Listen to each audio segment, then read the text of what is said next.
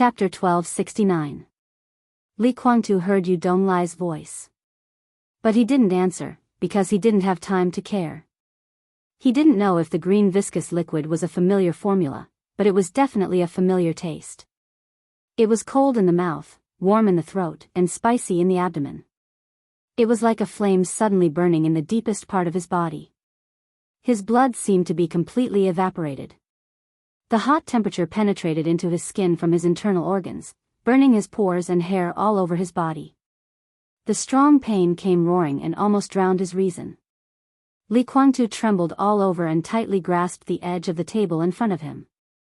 Sweat oozed from his forehead and flowed quickly down his face drop by drop.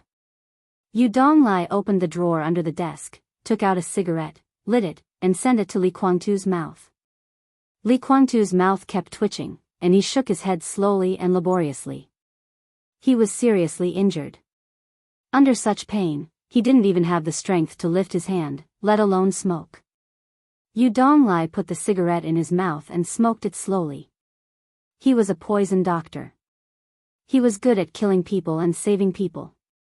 His method of killing was silent, and he could make people die happy, but his method of saving people was cruel and overbearing, and he could make people hover between life and death. This could also be considered as his bad taste. What he gave Li Kuangtu was poison, which could be regarded as his exclusive formula. If the amount of this poison was large, it was enough to completely melt the internal organs of the human body in an instant. If it was concentrated and ignited, it was enough to destroy a city. However, if the dosage of this poison was precise and small to a certain extent, drinking it would greatly stimulate the potential of the human body, quickly repair a series of injuries in the body, and speed up the recovery speed. The effect could be said to be immediate. As for the poison contained in it, with the physical quality of a warrior, such a small amount could be completely ignored. The only bad thing was that it was very uncomfortable to drink it. Yu Donglai did it on purpose. It was a wicked hobby of his for many years. Li Kuangtu sat there, trembling and twitching for nearly 5 minutes before he slowly recovered. The severe pain and burning feeling came and went quickly. The cold sweat on his forehead quickly faded, and his pale face also recovered a little color. He was obviously much more energetic. He trembled and took a deep breath, then laughed and said in a hoarse voice, "Uncle, the old man said that this is your specialty, and you can make it milder." This was more than just a unique skill. It would not be an exaggeration to say that the recipe for this kind of thing was priceless. Yu Donglai only played with poison and didn't join any biological laboratory, but the effect of this thing was no less than most gene medicines. Needless to say, it could have an effect on people in Li Kuangtu's realm, which could instantly beat countless gene medicines.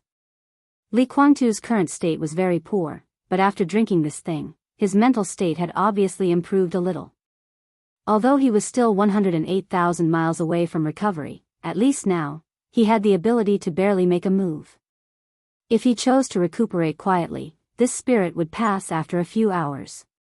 After all, it was to stimulate his potential to recover, and he would also fall into a period of weakness for more than 10 hours. At that time, he would be extremely tired and sleepy. But after the period of weakness, his injury would recover faster again. Until the effect of the medicine was completely gone, he would drink the second cup, and so on. According to his current situation, it would probably only take about a month for his injury to recover to the state before the siege. Although that state was still seriously injured, at least it would not be as embarrassing as it was now. Moreover, this poison liked the cold and was easy to solidify. If it was made into sugar and carried on the body, it would be a life-saving thing in some cases, even for an expert like Li Kuangtu. What was more terrifying was that this thing could be used on Li Kuangtu. If the dosage was reduced again, it could naturally be used on ordinary elites. It could save lives and recover. In a desperate situation, when the ammunition and food were exhausted, this thing could be gathered together and ignited. After the release of the highly toxic gas reached a certain concentration, it could also kill a lot of people. The most important thing was that this poison took effect very quickly. Even if there was an antidote, it might not be in time. Moreover, the production of one of the main medicinal materials in the antidote was not much, which meant that there would not be too many antidotes. But it was not difficult to accumulate this poison. In addition to the trouble of making it, it was said that most of the materials were very common. What was a poison doctor? As a poison doctor who was once famous in the dark world and once the sacred guard of the god of war of Zhongzhou state, Yu Donglai, in his heyday, was not an invincible realm expert, but his influence was more terrifying than that of an ordinary invincible realm expert.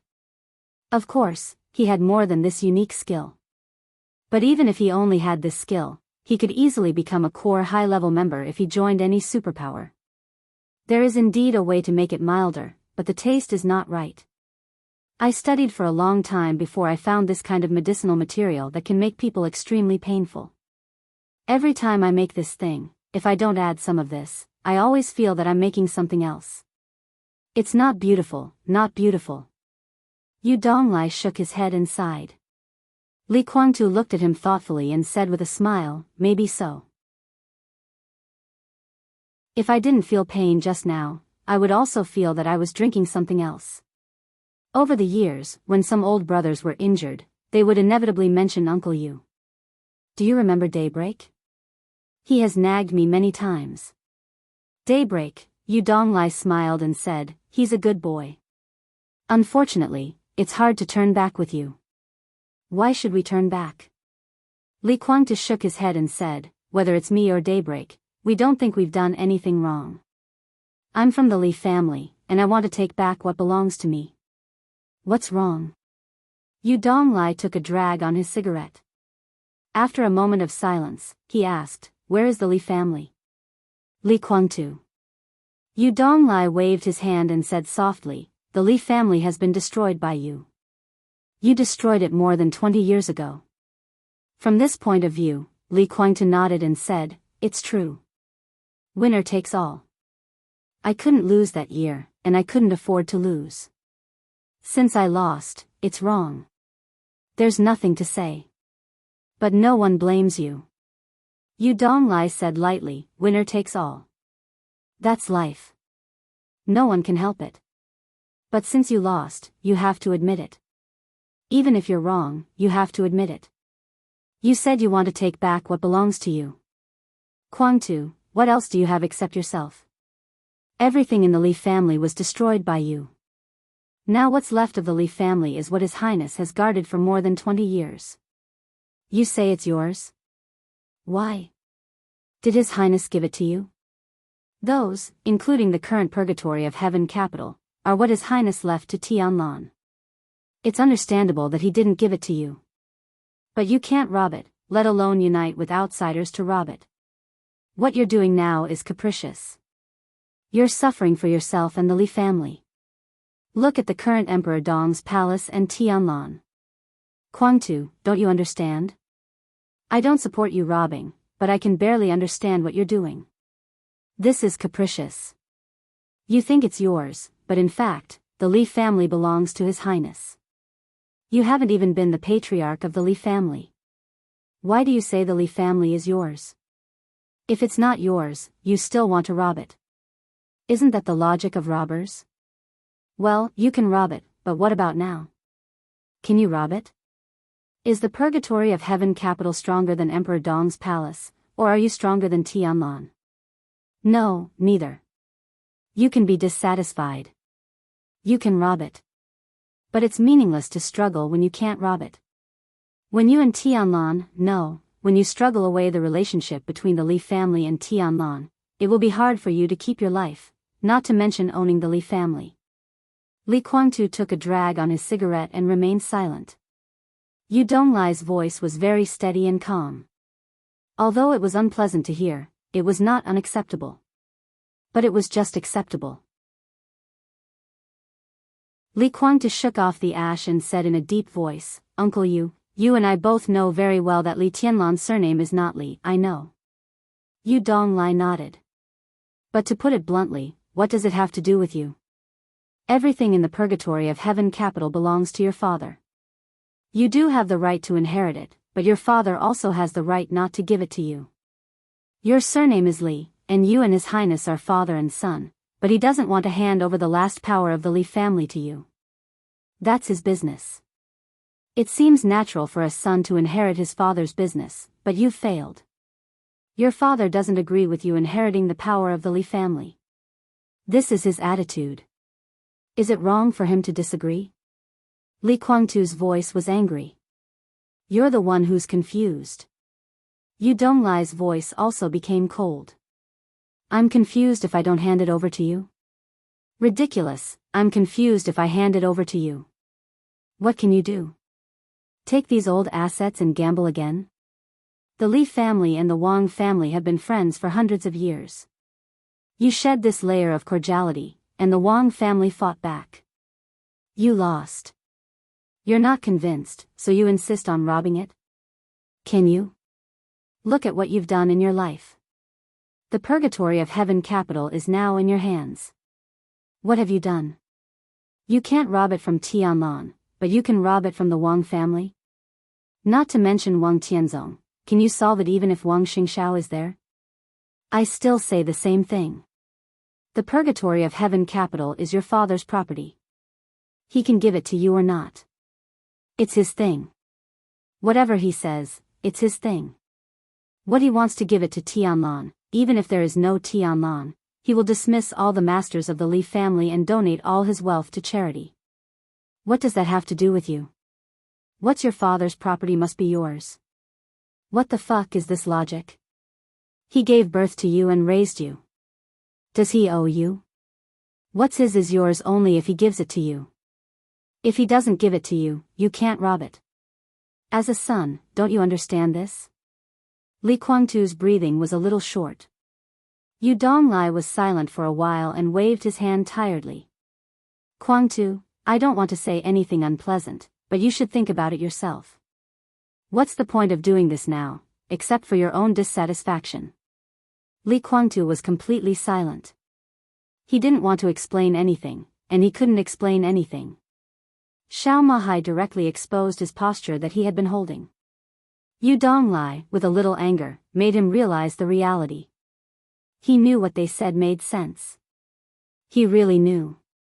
He couldn't compete with Li Tianlan. That was the truth. He teamed up with Gu Xingyun and Jiang Shangyu to occupy part of the power of the special warfare system of Zhongzhou state. He still had a chance. But the fact was that he couldn't compete with Li Tianlan alone. Li Tianlan's offer to him still echoed in his ears. It was a tempting condition that he couldn't accept. He didn't want to tell Yu Donglai what Li Huaqing would do after he agreed. Anyway, it was an excuse. If he joined Emperor Dong's palace, Li Huaqing would inevitably respond. But sometimes, he and the Li family were two different things. The patriarch of the Li family, everything of the Li family, the peak of the Li family, that was what he had been pursuing and what he wanted to do most in his life. But now, except for the die-hard supporters of the purgatory of heaven capital, who else in the world would regard him and the Li family as one? No one would think so, and Li Huaqing naturally wouldn't. His joining Emperor Dong's palace would touch Li Huaqing's bottom line, but he was the only one who joined. Perhaps daybreak would also be added. But it was not something that couldn't be avoided. From the perspective of the Li family, there were many ways to compromise and make concessions.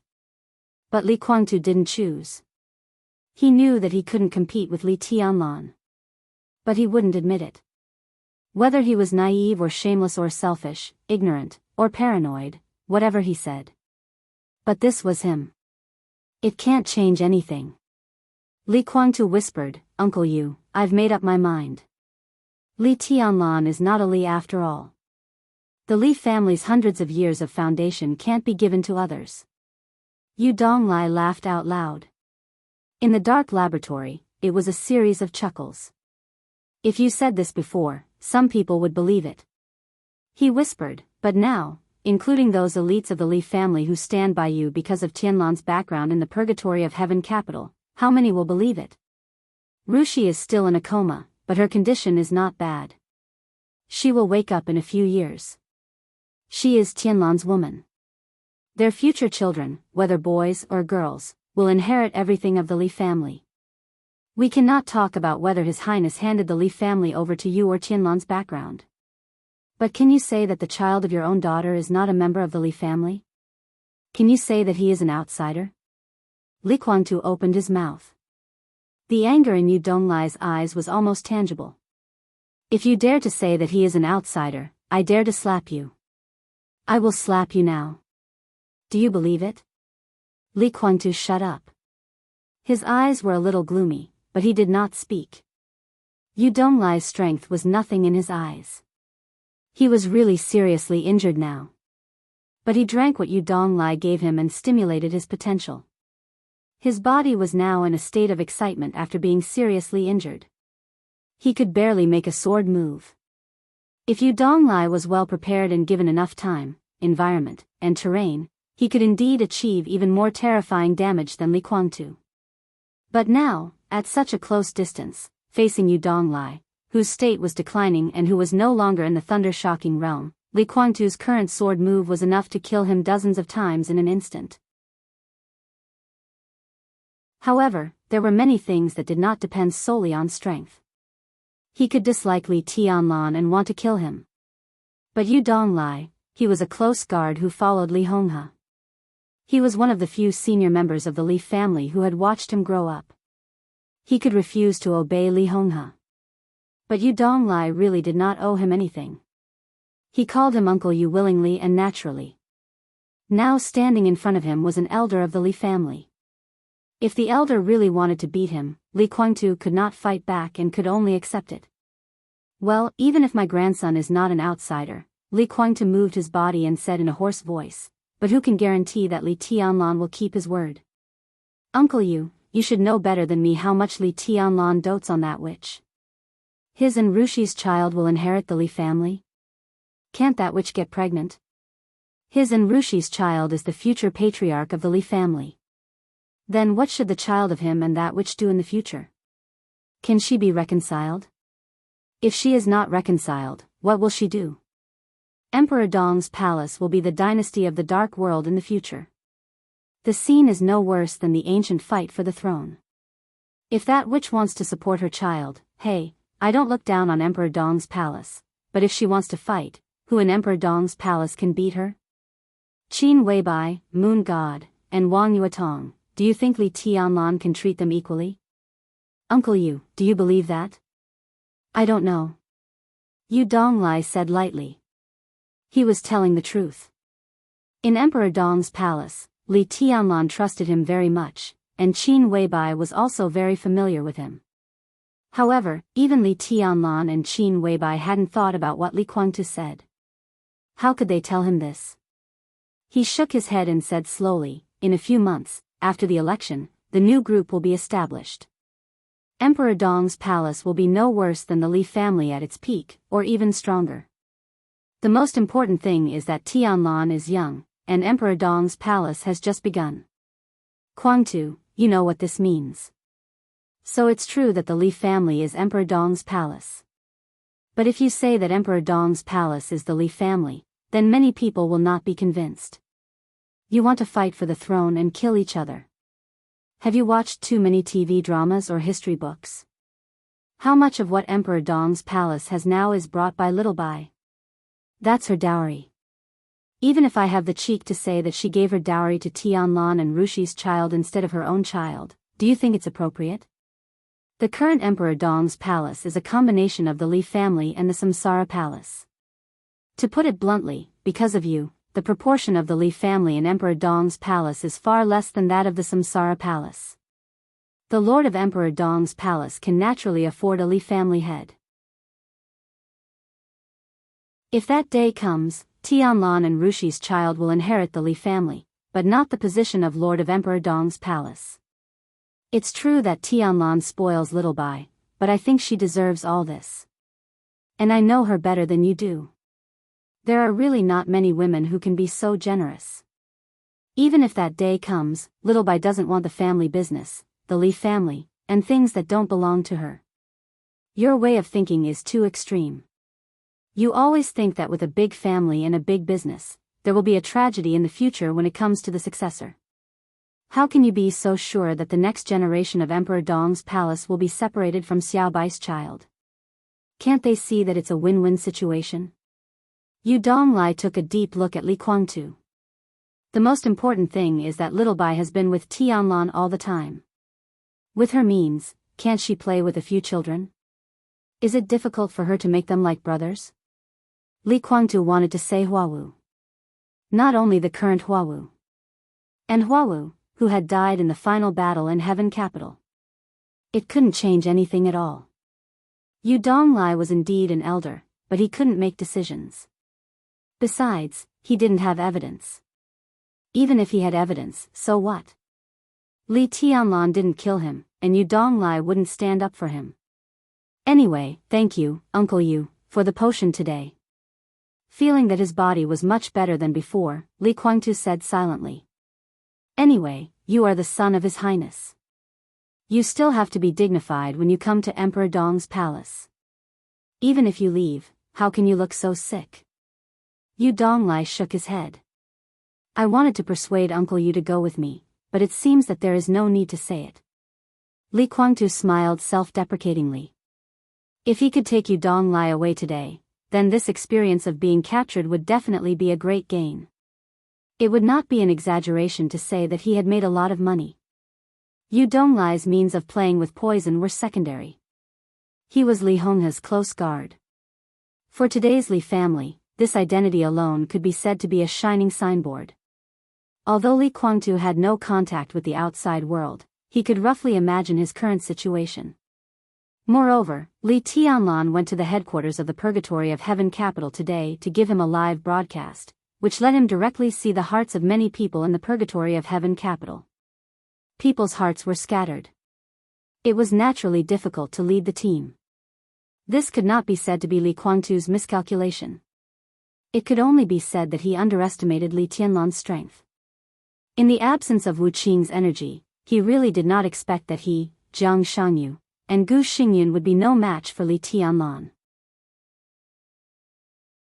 If he could kill Li Tianlan in the siege, even if the Li family and the Purgatory of Heaven Capital were dissatisfied with his cooperation with Gu Xingyun, Li Tianlan would be dead after all, and Li Guangtu would have a lot of room to maneuver. But now, not only did Li Tianlan not die, but he was even captured by Li Tianlan and brought back to Emperor Dong's palace. In this way, first he cooperated with Gu Xingyun, a life and death enemy, to deal with the heir of the Li family, and then he and Li Tianlan were determined. In the Purgatory of Heaven Capital, the people's hearts were inevitably unstable. At this time, if he could persuade Yu Donglai to go with him, it would play a great role in appeasing the people in the Purgatory of Heaven Capital. And the most important thing was, after realizing that he was no match for Li Tianlan, Yu Donglai became more important.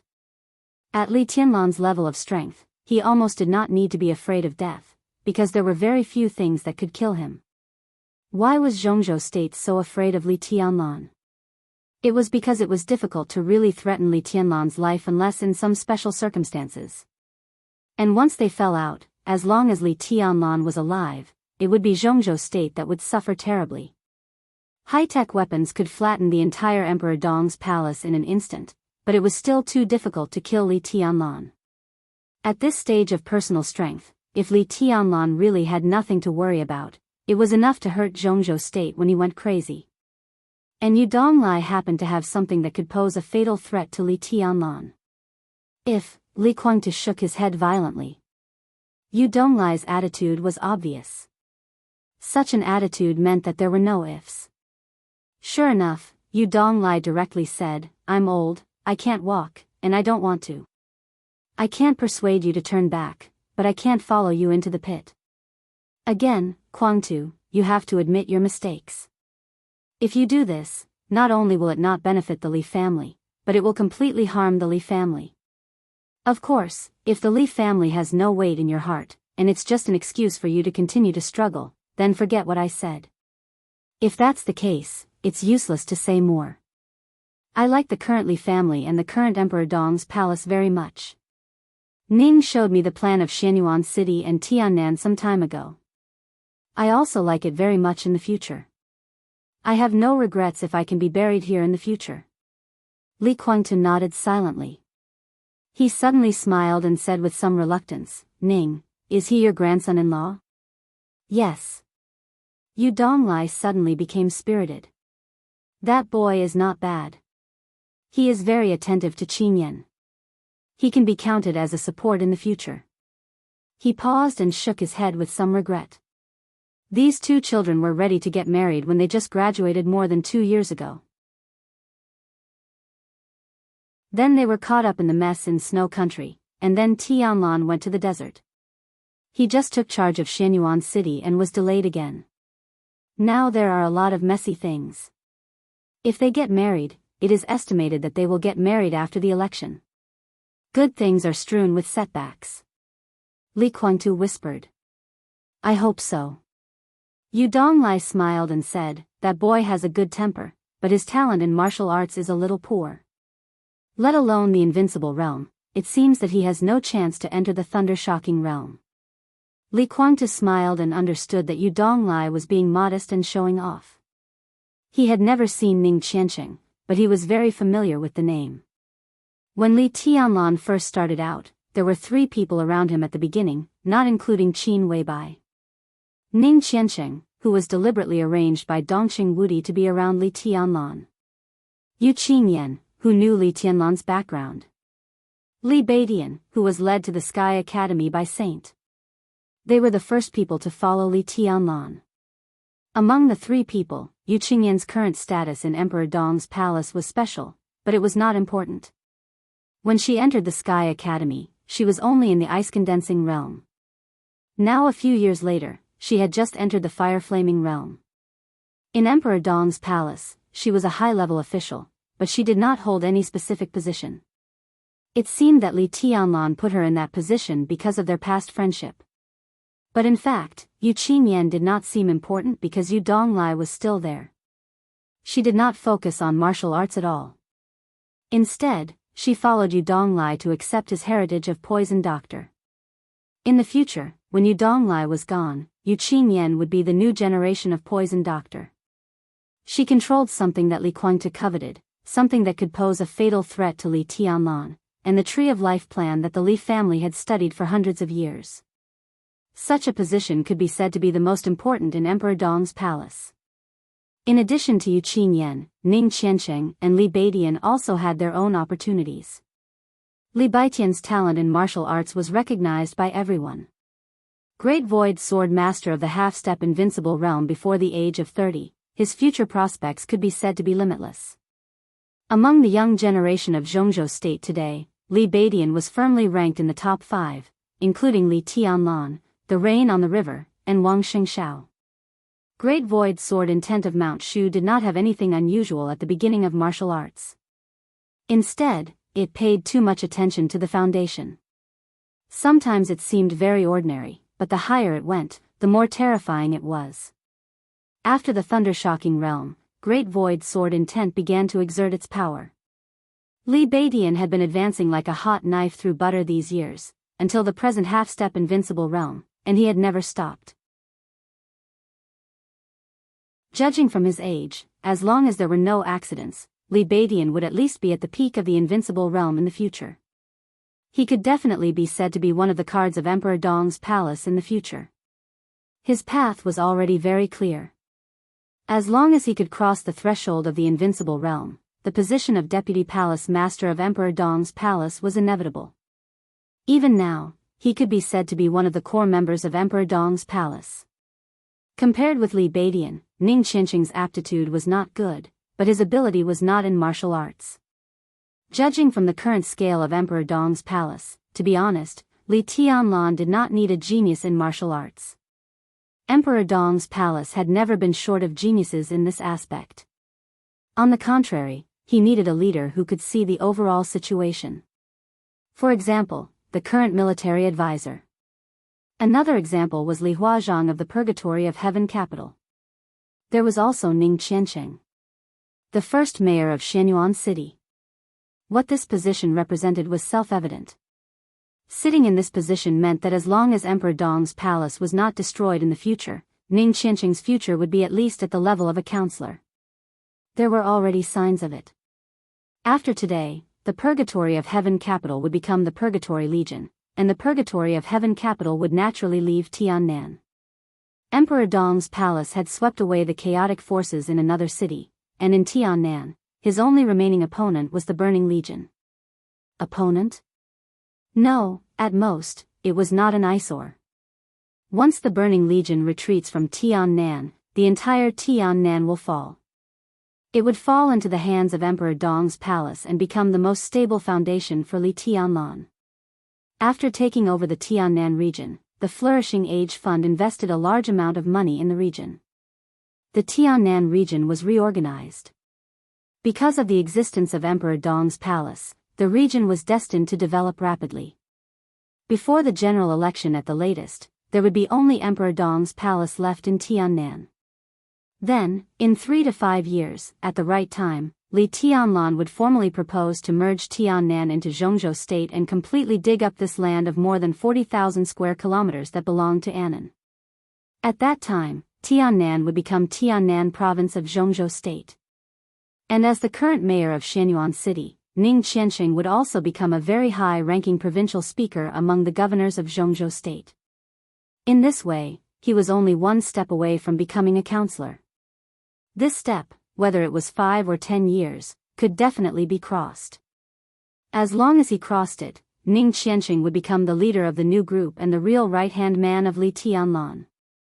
The road had been paved, and the future was extremely bright. With such a bright future in front of him, what was a talent in martial arts? I really envy you, Uncle Yu. Li Guangtu laughed. His laugh was very polite, and he was very far away. What a pity. Yu Donglai said softly, it seems that when they get married, they probably can't invite you to the wedding banquet. Li Guangtu said yes. It was not only him. In the purgatory of Heaven capital, many people who were familiar with Yu Donglai and Yu Donglai could not attend the wedding banquet. Indeed, Emperor Dong's palace is very good. Since Uncle Yu has settled down here, I can understand that you don't want to leave. Your grandson-in-law has a bright future, and your granddaughter is also very valued. You live a comfortable life. With the support of the Flourishing Age Fund, Tiannan will certainly have a good future. If it were me, I would also like to stay here and don't want to leave. Li Guangtu said slowly. It's more than that. Yu Donglai looked at Li Guangtu and smiled. I really like it here. Similarly, I don't like you very much. I don't agree with what you are doing now. If I don't agree, I naturally won't leave. Guangtu, I watched you grow up, and we have known each other for many years. But now, you and I are on different paths, and we don't agree with each other. There is no need to talk about the rest. Li Guangtu sat in silence. After a long time, he laughed. Shall I take you to see Rushi? Yu Donglai took the initiative to ask. Obviously, he was ready to end the so-called catching up. It's Moon God. Li Guangtu insisted. Dongqing Rushi. Moon God Li. 2 names, 2 personalities, with completely different meanings. Yu Donglai didn't take it seriously. He just nodded, turned around, and said, let's go. Li Guangtu didn't move. He narrowed his eyes and suddenly said, Uncle Yu, there is one more thing. Yu Donglai was not surprised. He slowly turned around, looked at Li Guangtu, and sighed softly. So, you came down this time mainly to see me?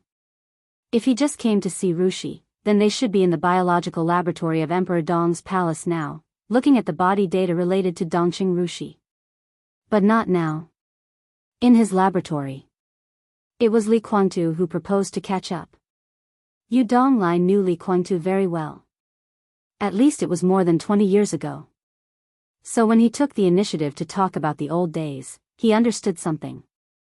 It was true to see Rushi, but Li Guangtu must have something to ask him to do. Half and half. Li Guangtu said blandly, I told Li Tianlan that I came to see Rushi. If I didn't see you in the process, I would tell Li Tianlan to let you meet me. Do you think Tianlan will agree at that time? Yu Donglai said playfully, if you came to visit normally, it wouldn't be a big deal. But now that you are a captive, it's normal for you to see your daughter. You can see whoever you want. Don't you have any temper? If it's someone else, it's hard to say. Li Guangtu raised the corner of his mouth. But if it's someone from the Li family, as long as he is in Emperor Dong's palace, I can see whoever I want, and Li Tianlan won't refuse. He can be said to be immature, but his pride is no worse than mine. Now he has the victory in hand. If I want to see the old people of the Li family, he still hides, which proves his mood. So as long as I want to see them, he doesn't care. Because now the situation is clear, he has nothing to worry about. You also know that the situation is clear. Yu Donglai said blandly. I know. Li Guangtu nodded. But I won't admit it. In order to deny this result, I will continue to work hard. Although Uncle you definitely don't like to hear this, it's the truth, and it's what I'm going to do next. So? Yu Donglai remained calm. So, I also want a drop of cardinal blood and dark armor scale. Li Huaqing's voice was calm. Cardinal, dark armor, tree of life. This was the core heritage of the Li family, an experiment that had lasted for hundreds of years. The tree of life was not mature yet. But Red Sparrow dark armor could already play a role. Red Sparrow was the hottest poison. Dark armor was the coldest poison. When Red Sparrow's blood and dark armor scale were mixed together to make a poison, the poison's lethality to any creature was almost unlimited. This was definitely something that could pose a fatal threat to Li Tianlan. Not to mention him now, even if Li Tianlan really became the chosen one, this poison could also kill him or completely destroy him. Red Sparrow dark armor and Tree of Life had always been in Yu Donglai's hands. Even when Li Honghe went to the border, he didn't take these three things with him. Instead, he left them to Yu Donglai to study. And now, Li Guangtu came to him, asking for Red Sparrow's blood and dark armor scale. It went without saying what he was going to do and who he was going to deal with. Other people, even Jiang Shangyu and Wang Xingxiao, were not worthy of Li Guangtu using this kind of thing. Yu Donglai stood there quietly, looking at Li Guangtu with no expression. Li Guangtu looked at him. He didn't give in. That's not yours.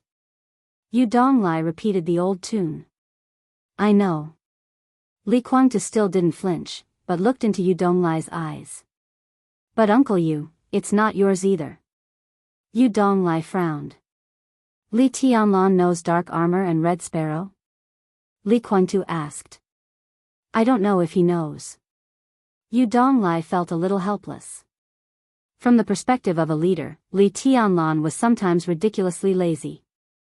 The specific situation he showed was that he was really willing to delegate power and didn't care about anything. He liked to be a hands-off boss.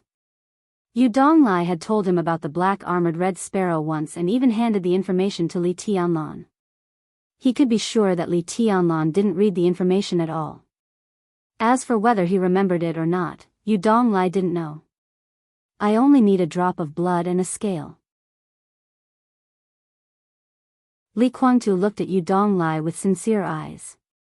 You can say that it's because of the past friendship or the current deal. As long as Uncle you can help me, there is no condition that can't be negotiated. Purgatory of Heaven Capital plus Li Guangtu. Even if this lineup was not as good as Emperor Dong's palace. But such a deal was also a very tempting thing. Yu Donglai smiled. Okay, send your son to Emperor Dong's palace, let him recognize Tianlan as his foster father, and draw a clear line with Purgatory of Heaven Capital. I can give you what you want.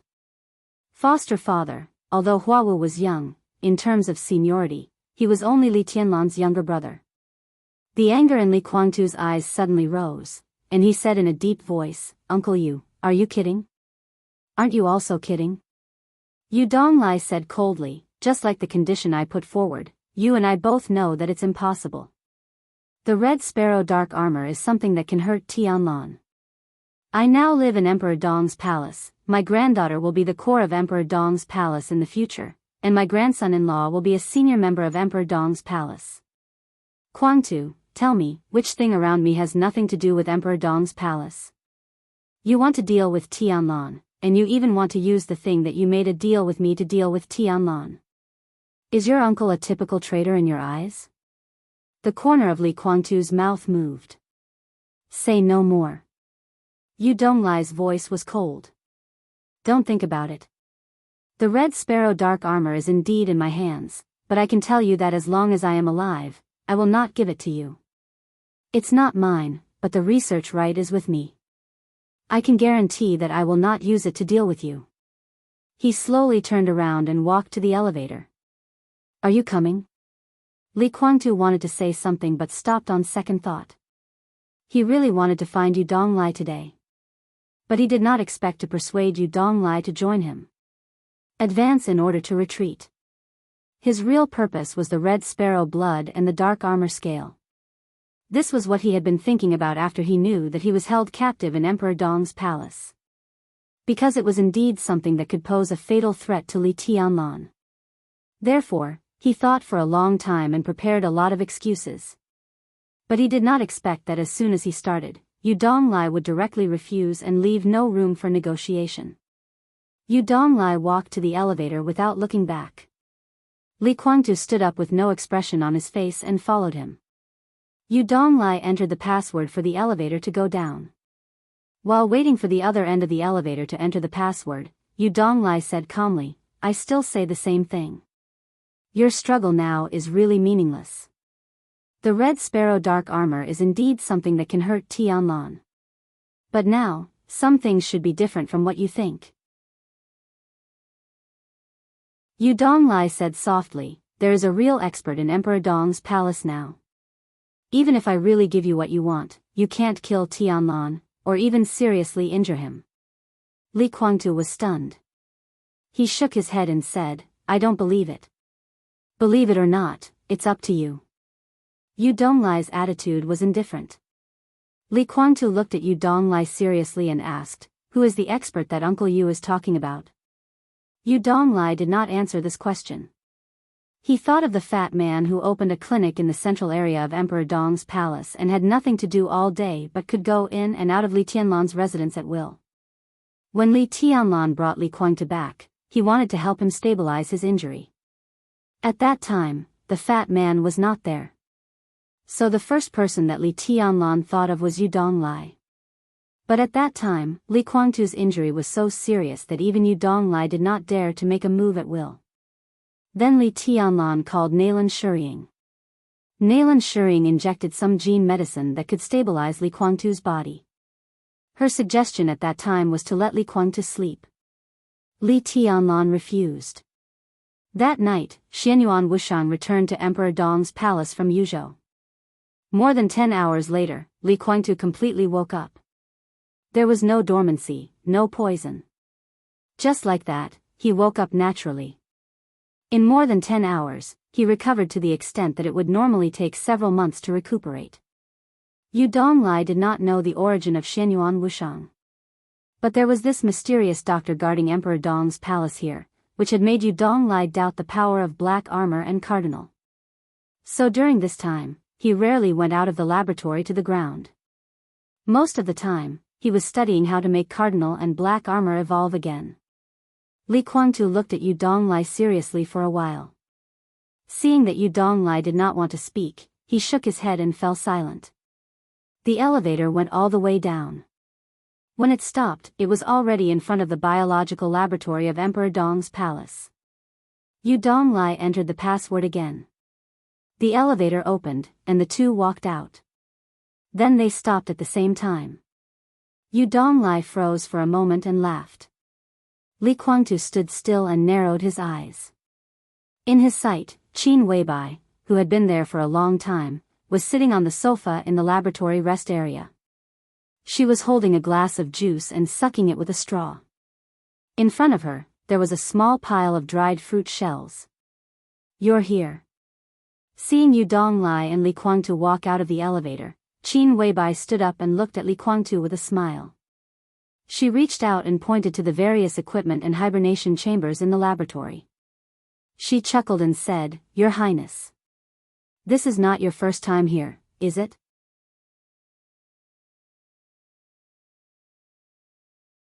Chapter 1270. She came. It was this feeling again. It was this F*** feeling again. Li Kuangtu held his breath slightly.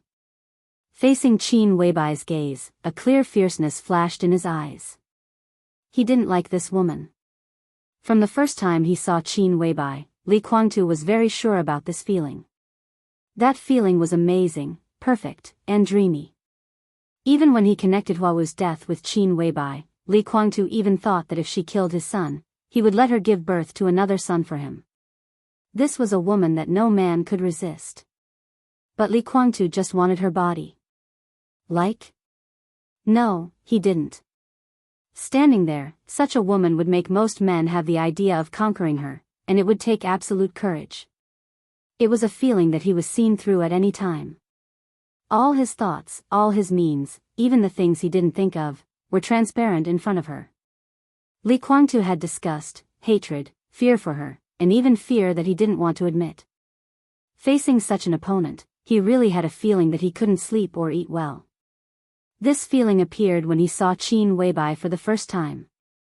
On that rainy night in East Island, when she appeared in front of him in a simple shirt and black skirt, she was peerless. But behind this dreamy appearance, he saw an unfathomable abyss.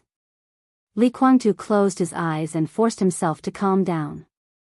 But Yu Donglai, who was standing next to him, clearly felt that Li Kuangtu's body was constantly tense, and even his hair was standing on end. Yu Donglai couldn't help laughing. Li Kuangtu didn't notice. Standing here, he felt his vulnerability for the first time. He was seriously injured and his strength was greatly reduced. For the first time, he found that he even lost most of his courage to face this woman. And the remaining half was laughably from Yu Donglai.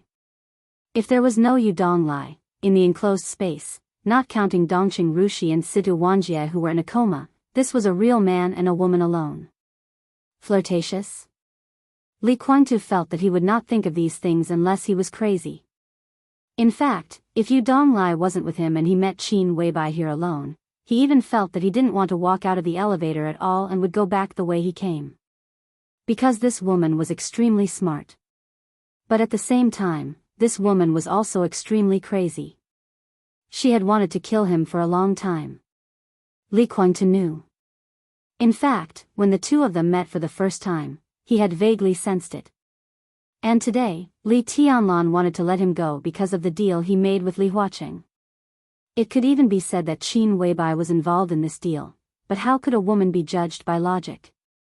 If she was unhappy, if she regretted it, if she didn't like him, if she suddenly had her period, too many ifs could cause Li Kuangtu to die here today. That would really be a futile death.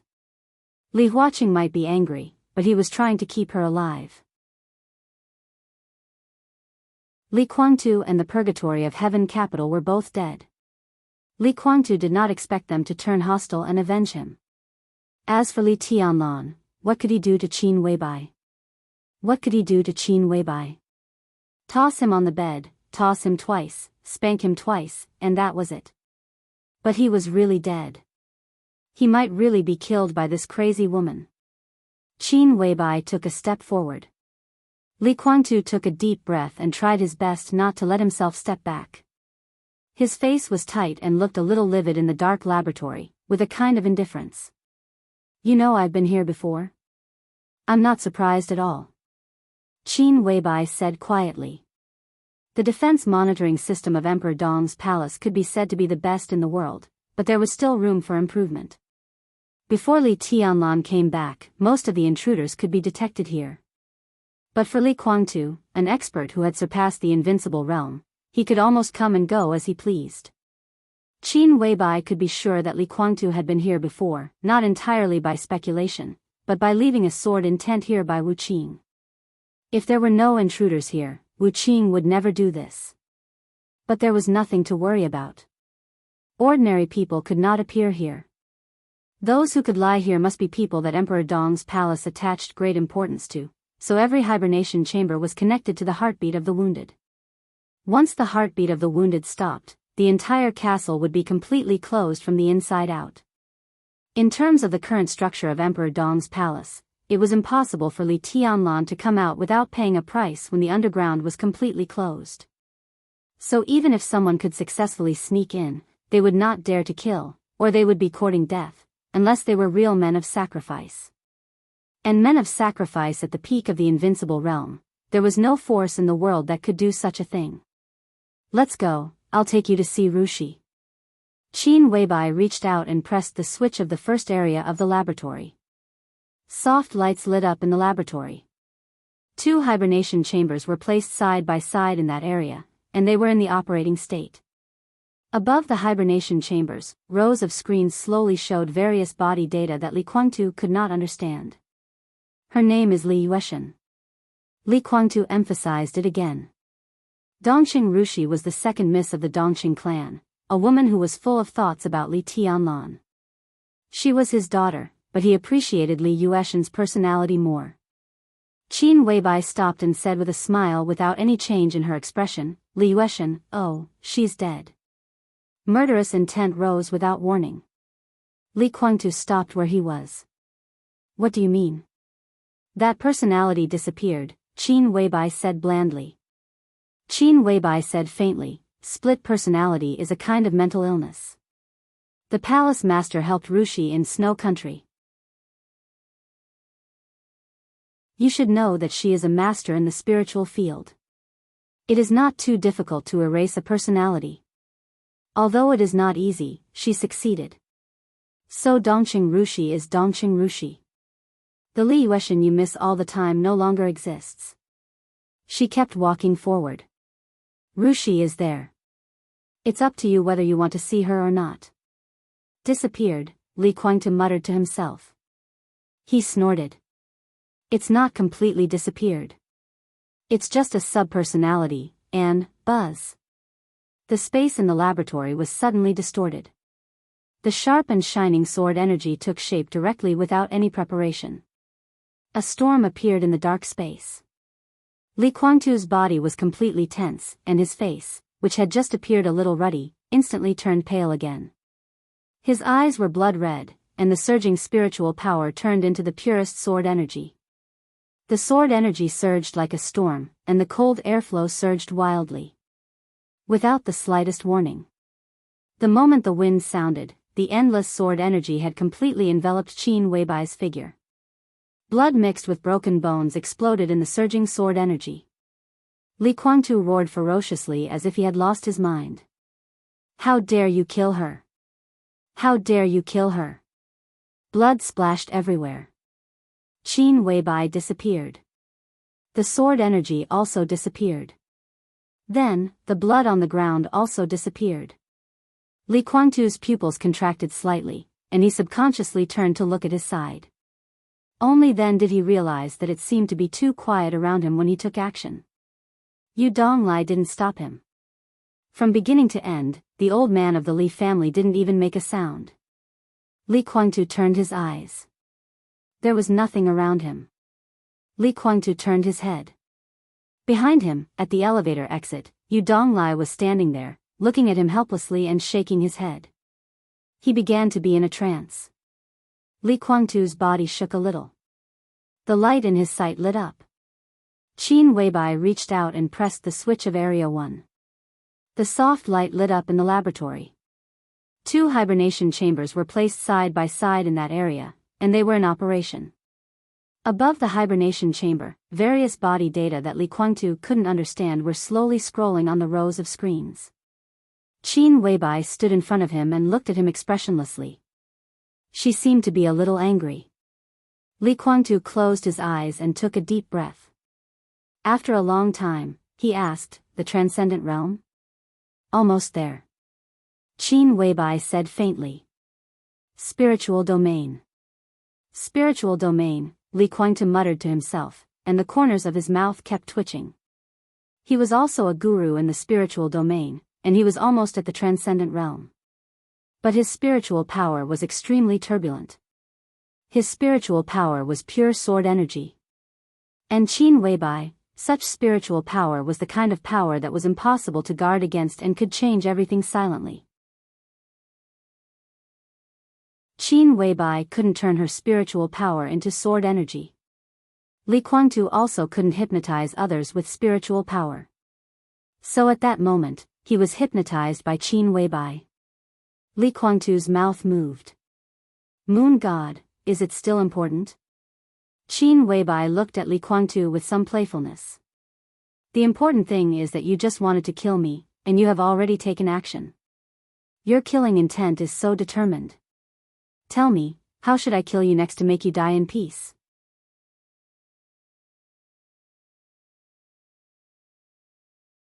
Chapter 1271. Qin Weibai showed her killing intent. She asked Li Guangtu how to kill him so that he could rest in peace, like a joke. It was faint, not obvious, very casual, and careless. But this kind of killing intent was extremely intuitive. Because everyone knew that it was not a bluff. If Qin Weibai wanted to kill him, she could do it now without waiting for the future. Li Guangtu laughed. He tried to make a move but failed. His injury became more and more serious. In the dark and closed environment, it was even a little difficult for him to breathe. He glanced at Qin Weibai very coldly and walked to the hibernation cabin with the light on. You have the ability to kill me. I even think that you will not bear any consequences if you kill me now. I have to admit that you have always been the person I can't see through the most. I don't know what you think, what you want to do, and what you want to get.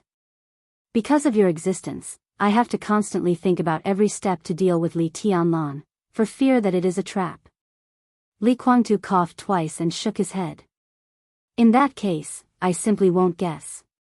As long as a person dies, whether he is willing or not, he will die in peace.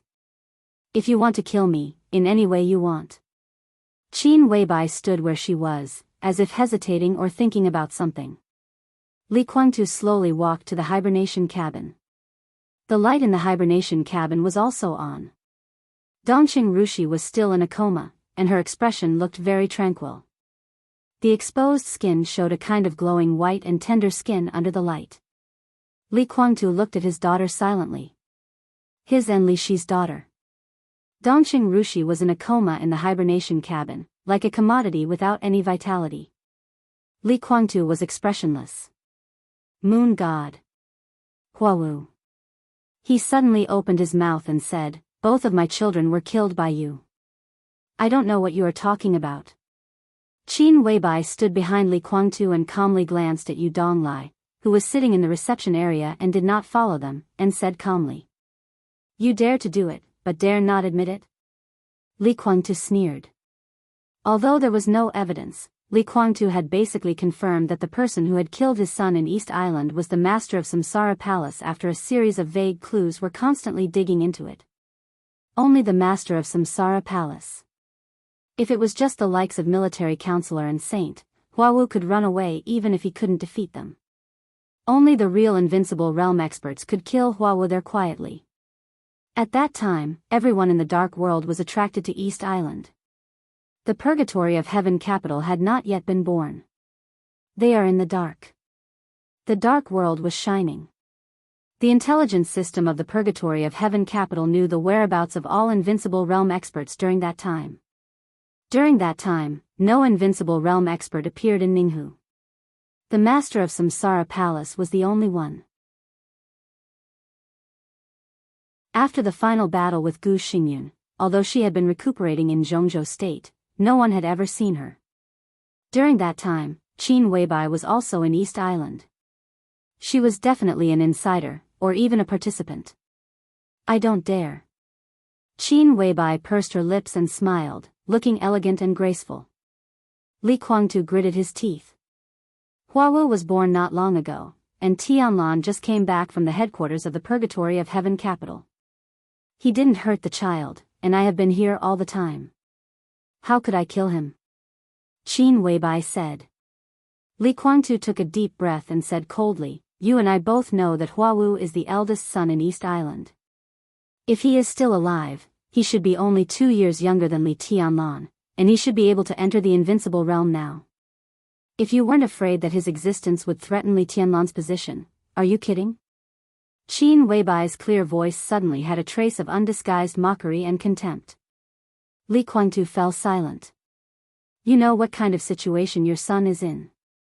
He is in his teens, but he bears the power of the peak of the thunder-shocking realm.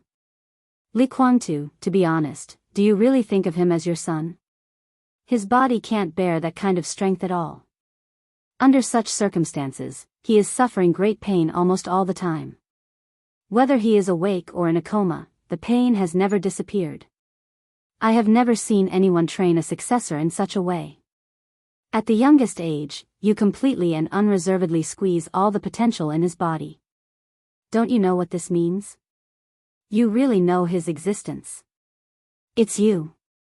Li Kuangtu slowly turned his head to look at Qin Weibai. For the first time, there was a touch of undisguised gloom and hatred in his eyes. Huawu's existence was extremely secretive. Except for himself, only Daybreak, Dawn, and Phoenix in the purgatory of Heaven Capital knew of his existence. And these three people had no possibility of betrayal, let alone Li Kuangtu. If it wasn't them who did it, then who else knew of his existence? Huawu must have been killed by them. Although he already knew what was going on in his heart, when he heard Qin Weibai clearly say Huawu's physical condition at this time, the feeling of finally finding evidence and being confirmed still made Li Kuangtu feel a strong hatred directly emerged in his heart. I know of his existence, but it doesn't mean I want to kill him. Haven't you heard of the power of the Samsara Palace's intelligence system? Qin Weibai sneered and said, why should I kill him? Does your son deserve to threaten Tianlan's position? Li Honghe chose Tianlan as his successor. Do you think he will be devoted to your son? A son with half of East Island's blood flowing in his veins? Do you think it's possible? He doesn't even like you. How could he like his grandson, whom he has never met? Or do you think your son's talent can threaten Tianlan when he grows up? Perhaps he was indeed very talented, but his talent was destroyed by you. A so-called expert cultivated in such a way is as fragile as a piece of paper. Your so-called son, in your eyes, is there any difference between him and a consumable? After squeezing out all his potential, the upper limit of the thunder-shocking realm in his teens has long been determined. He can't even reach the peak of the invincible realm. Do you think he is qualified to threaten Tianlan? Li Kuangtu, that's not your son. He's just someone you cultivated for yourself. Sometimes, you need to sacrifice him to achieve your own goals. He's just an animal's thug, or a man of sacrifice. The corner of Li Kuangtu's mouth moved, and he said stiffly, shut up. You be *TCH with long hair but short vision. Snap. In the clear sound, the atmosphere in the laboratory suddenly became silent for a moment. Yu Donglai, who had been observing in the direction of the reception area, moved slightly. He hesitated for a moment and still didn't come over. Qin Weibai pulled out a disinfectant wipe from the side of the hibernation chamber and wiped her hands. She smiled casually and said, it's a pity that there's no one around. Otherwise, I wouldn't have slapped you myself. But, it feels good. You're worse than an animal. What right do you have to call me *TCH? Li Kuangtu, who was suddenly slapped in the face, didn't cover his face in disbelief, nor did he fight desperately. Fight desperately? He couldn't even beat an ordinary person now. In front of a spirit grand master like Qin Weibai, he had long lost the qualification to fight desperately. He reached out his hand and touched his swollen face, which was in pain, and laughed happily. I'll remember this slap in the face. If you don't kill me today, I'll pay it back. I'll wait. Qin Weibai casually threw the wipe she had wiped her hands into the trash can. She looked at Dongqing Rushi in the hibernation chamber and suddenly said, in fact, I probably know what you're thinking, and I also know that what you're thinking, even you don't think it's possible. Squeezing out one's potential to increase one's strength is a crazy method that disregards everything.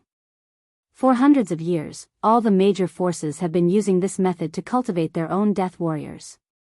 Other than you, I've never heard of any force using this method to cultivate their own sons. It's not that there aren't successful examples. Li Kuangtu said in a low voice, a little depressed. There were successful examples, and they really did exist. That was why he said that Qin Weibai had long hair and short vision. There are.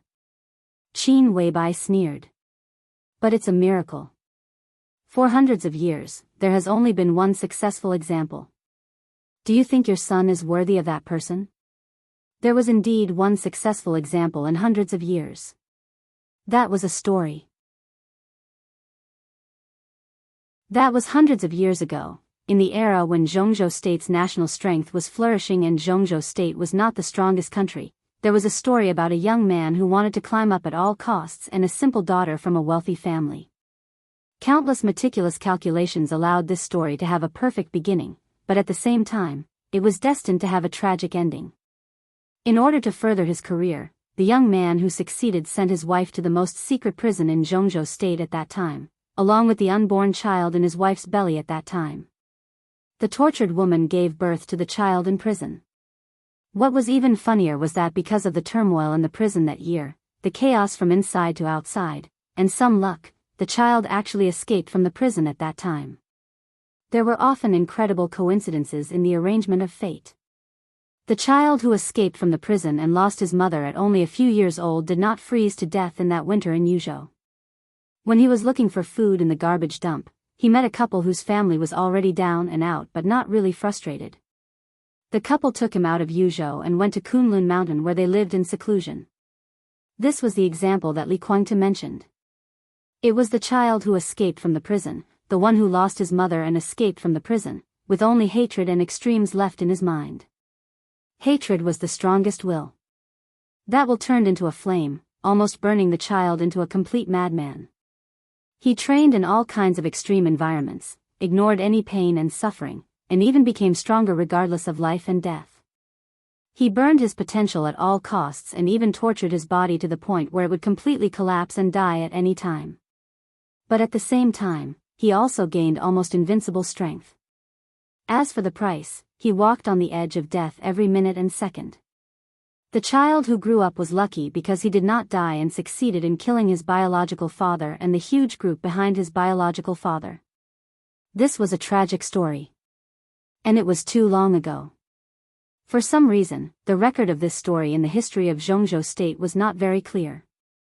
So until now, almost no one knew how the child in the story had been trained to reach that level. But the name of that child still shone in the long history of Zhongzhou State. He was the strongest national god of war since the founding of Zhongzhou State. His name was Lin Xianyuan. Today's ancestor of the Lin clan, the founder of the Li family, created the 24 moves of sword, the map of god of war of the Li family and the Lin clan, pushed the Wang family of Beihai to the peak, and turned Zhongzhou State into the strongest overlord. Beihai had the stage of formidable person. The stone of formidable person was on the stage of formidable person. And Lin Xianyuan was the only name carved on the stone of formidable person that could stand side by side with the chosen one ancestor of the Wang family of Beihai. This was the successful example that Li Guangtu mentioned. Obviously, he wanted to train his son into another Lin Xianyuan. But it was just as Qin Weibai said. He could only think about it. Even he knew that it was unlikely. At that time, Lin Xianyuan was not only the national god of war of Zhongzhou State, but also the only god of war of the Wang family of Beihai. He did live to reach that height, but if the Wang family of Beihai hadn't helped him at all costs, even he wouldn't have survived. Can you afford that level of support? Even if you sell your current purgatory of heaven capital, including you and your child, you can't afford it. Qin Weibai said lightly. The Wang family of Beihai's support for their god of war still left traces. For example, the current biological laboratory of the Wang family of Beihai. There was no such thing as a biological laboratory in that era. The Wang family of Beihai was now developing all kinds of potions, including the immortality potion that they treasured. To put it bluntly, the Wang family of Beihai set up a department for their god of war to survive and for the little princess of the Wang family of Beihai to keep her man alive. Such a move couldn't be solved by burning money. Many resources and countless rare materials were desperately consumed. The current purgatory of heaven capital really couldn't afford it. Even the current Emperor Dong's palace didn't dare to take too many risks if there was no clear direction. In fact, there is another way. Li Guangtu said lightly, his eyes flashing with anger and helplessness. I know what you mean. Qin Weibai's voice was more mocking. You mean the dragon vein? In other words, the flower that you've been longing for? Li Guangtu was silent. It's a joke. Qin Weibai shook her head. That flower has always been in my adoptive father's hands. Do you think you have any means to trick a metaphysics grandmaster to take the dragon vein? That belongs to Tianlan. Do you think you have a chance? Ha, Li Guangtu sneered. You seem to have forgotten that I also have the luck of the dragon vein. Not anymore. Almost instinctively, Qin Weibai said this. The luck of the dragon vein in Li Guangtu had been extracted by Xian Xuanzi before he died. After saying this, she suddenly fell silent. Because she suddenly thought of a doubt that she hadn't figured out before. Now Li Guangtu finally gave her the answer. Qin Weibai narrowed her eyes, and the coldness in her eyes became sharper. Huawu is my son.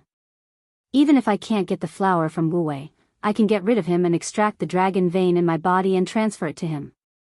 In this way, Huawu's body will be nourished by infinite vitality. He won't be afraid of any injuries, and naturally, he won't have to worry about his body collapsing. In this way, Huawu will definitely be able to break through the Supreme Realm and become the Chosen One. Impossible. Qin Weibai said lightly, he doesn't deserve it. What qualifications do you have to say this? Li Guangtu said disdainfully. Because I've seen him. Qin Weibai suddenly laughed. She was telling the truth. She had really seen Huawu, who was killed by them that year. Not the one she had seen, but the other one she had seen and even fought with. But they were one. She had seen the other one, and naturally, she had seen it. That was Li Guangtu's first son. Li Huawu. He was also the heavenly emperor Huawu in another time and space. Qin Weibai had never been very clear about the use of Huawu, who was cultivated in this extreme way. Under normal circumstances, even if Huawu didn't die, his upper limit in the future was the invincible realm. He couldn't even reach the peak of the invincible realm, which was probably the level of Moongazer and Song at this time. But in that time and space, when they finally besieged Dongqing Huangtu, the strength that the heavenly emperor Huawu showed was indeed at the peak of the invincible realm, which was equivalent to Li Guangtu and Lin Fengting before the breakthrough. This was obviously a little unscientific. And now, the reason was found. It was the dragon vein in Li Guangtu. Qin Weibai fell silent. Why did they kill Huawu back then? Qin Weibai could feel the inner feelings of her other self. It was not because he could threaten Li Tianlan. At that time, Huawu's performance was amazing, but in the long run, he was really not a threat. The reason why they took action at that time, it was because of hatred. That was the deepest hatred of her other self for the Li family. Why was it like this? Qin Weibai pursed her lips. Not every grandmaster of metaphysics could extract the dragon vein. At the very least, they should have a relatively detailed understanding of the dragon vein. To put it bluntly, the fate of Zhongzhou's state was endless vitality. How ethereal was it before no one carried the dragon vein? Without a specific understanding, Xian Xuanzi could not extract the dragon vein at all. Even if he had a specific understanding, it was great luck that Xian Xuanzi could do it. In other words, after he joined the Samsara Palace, he learned what the so-called dragon vein was from Qin Weibai. But in another time and space, Qin Weibai and Xian Xuanzi basically had no intersection. There was only one person who could extract the dragon vein from Li Guangtu and transfer it to Huawu. That was Great Master Wu Wei, who also had no intersection with Qin Weibai in that time and space. The transfer of the dragon vein helped Huawu break through the upper limit, which meant that in the case of Li Tianlan's existence, the Li family's opposition. Li Guangtu could not instruct Great Master Wu Wei, so the only one who could instruct Great Master Wu Wei was. Qin Weibai took a deep breath. All the questions came back. Why did the person who could instruct Great Master Wu Wei do this? When this question appeared, the answer was so obvious. Under such circumstances, if Li Tianlan, who carried half of the dragon vein, died, his vitality and fate would naturally be directly transferred to Huawu. The Li family. Li Huawu. Li Honghe, that kind of hatred, Qin Weibai really understood. Suddenly, I really want to kill you. Qin Weibai whispered. Li Guangtu's pupils contracted suddenly. At this moment, Qin Weibai's killing intent was still very faint, but Li Guangtu really felt a kind of near-fatal danger, which was completely different from the feeling just now. Soon, Qin Weibai shook her head again. No, not only you, but you and your father deserve to die. No, all three of you deserve to die. Li Guangtu was silent for a long time before asking, do you hate us? Shouldn't I? Qin Weibai slowly turned her head and looked into Li Guangtu's eyes. At this moment, Li Guangtu had a creepy feeling for no reason. Including that old B** starred? Li Guangtu braced himself to ask. He had a very bad relationship with Li Honghe. When he mentioned him, he usually called him an old B** starred. He deserves to die the most. Qin Weibai whispered, unfortunately, he's dead.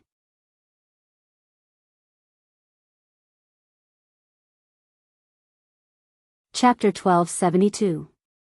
Qin Weibai suddenly felt extremely aggrieved and annoyed. Li Honghe, Li Guangtu, at this moment, Qin Weibai was not even sure whether the father and son had turned against each other and were at odds with each other for many years. Was it a two-man show? But one thing was certain. Whether the father and son had turned against each other or not, at least in that space-time, when the best opportunity appeared, Li Honghe chose his grandson. It was not Li Tianlan. It was Li Huawu. That was why Li Huawu could break through his upper limit and become a top expert at the peak of the invincible realm. And when Dongxing Huangtu perished, his luck with a huge vitality was transferred to Li Huawu. What realm would Li Huawu break through to? To some extent, Li Guangtu's plan really succeeded in that space-time. Qin Weibai was no longer interested in thinking about Li Honghe's thoughts. There could be many explanations for this. For example, the cooperation between the Li family and the Dongxing clan was a way out that Li Honghe thought of in a desperate situation. For example, Li Tianlan was the best choice at that time. But when there was a better candidate and the other party had extraordinary momentum, it was natural to give up Li Tianlan. Another example was that Li Tianlan was an outsider after all. Even if Dongxing Rushi was his granddaughter, the one who would inherit the Li family in the future was only a grandson after all. All the ideas could be understood, but it was no longer important. The important thing was that Li Honghe did make that choice. The important thing was that Li Honghe and Li Huawu had both died. But in the end, it was still hard to calm down. To cultivate Li Tianlan, to teach him the unique skills of the Li family, to push him to the front, to let the purgatory of heaven capital escort him, to let him enter the Wang family of Beihai, to put him in the teeth of the storm. This was Li Tianlan in another space-time. If it weren't for the appearance of Samsara Palace, this would be what Li Tianlan had experienced now. For more than 20 years, was this a premeditated use from the very beginning? Or was it a betrayal with guilt but no regrets at some times? Qin Weibai bit her lip tightly. From beginning to end, there was only Li Tianlan in her heart, and only Li Tianlan. She didn't have a good impression of the Li family from beginning to end. She couldn't wait to kill Li Guangtu. As for Huawu, the Samsara Palace had already cut him into pieces the moment his whereabouts were confirmed. Qin Weibai also had mixed feelings about Li Honghe. He condensed all the death qi accumulated by the Li family over the years into Li Tianlan, which made his birth destiny show signs of early death. But it was also because of him that he cultivated the man who made her fall in love with him for more than a lifetime. She had convinced herself more than once to understand that Li Honghe had no choice but to condense the death qi, but she always hated the old man more than she respected him. She changed Li Tianlan's birth destiny and helped him get the Li family. She felt that she should be even with Li Honghe. But today, when everything became clear, she suddenly felt that Li Honghe had died so easily. But she couldn't tell Li Tianlan about all of this. What could she say? That the Li family, which was sacred to him, betrayed or used him in another time and space. That the mission that went deep into his soul since he was a child and the entanglement with Li Guangtu was just a joke. That his grandfather, who had lived with him since he was a child and was like a lighthouse to him, betrayed him? For Li Tianlan, these things were meaningless. Because none of these things had happened. But for Qin Weibai, these were all real things that had happened. So Li Tianlan couldn't understand her hatred for the Li family. No one could understand it. Li Guangtu looked at Qin Weibai quietly. At this moment, even he felt a little strange about his mentality. This was a kind of, it could be said to be a feeling of caution. In his sight, Qin Weibai lowered her head, motionless and calm, but she gave Li Guangtu an extremely terrible feeling. It seemed that all his instincts were reminding him that this woman could not be provoked in such a state. After a full 5 minutes, Qin Weibai took a deep breath and reached out to open a storage compartment in the center of the hibernation chamber. She took out a stack of documents and handed them to Li Guangtu. She said expressionlessly, "Can you understand it?" Li Guangtu took a look and frowned slightly. There were all kinds of data in the documents, and some symbols that he couldn't understand, but they should represent various parts of the body and even blood cells. Countless data and symbols were neatly arranged, with a kind of beauty. Li Guangtu looked at them silently. This was something that he cared about very much. But at this time, these data were very clear and dull in his eyes. He flipped through them casually, and his eyes became a little dull. From beginning to end, he didn't look at Dongqing Rushi lying in the hibernation chamber. Dongqing Rushi in the hibernation chamber. You're really a beast. Qin Weibai raised the corner of her mouth, revealing a touch of undisguised contempt and disgust. I don't think I did anything wrong. Li Guangtu said calmly, in my heart, it's your samsara palace that killed my 2 children, Huawu is dead, and Moon God is gone. He threw the documents back into the storage compartment of the hibernation chamber, pointed to Dongqing Rushi inside, and said calmly, so, who is she? Before Qin Weibai answered, he had already shook his head. She's not my daughter. Since she has nothing to do with your Li family, then from now on, Emperor Dong's palace has no relationship with you and the purgatory of heaven capital. From now on, we are enemies. Qin Weibai said slowly. Li Guangtu's face changed.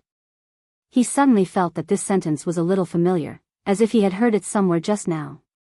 When he heard it last time, he didn't have any feelings in his heart.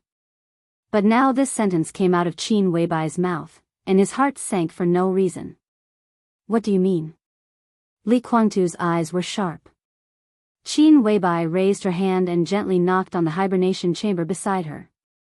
There was no emotion in her voice. So, it was Li Honghe who did something to Rushi? Li Guangtu frowned.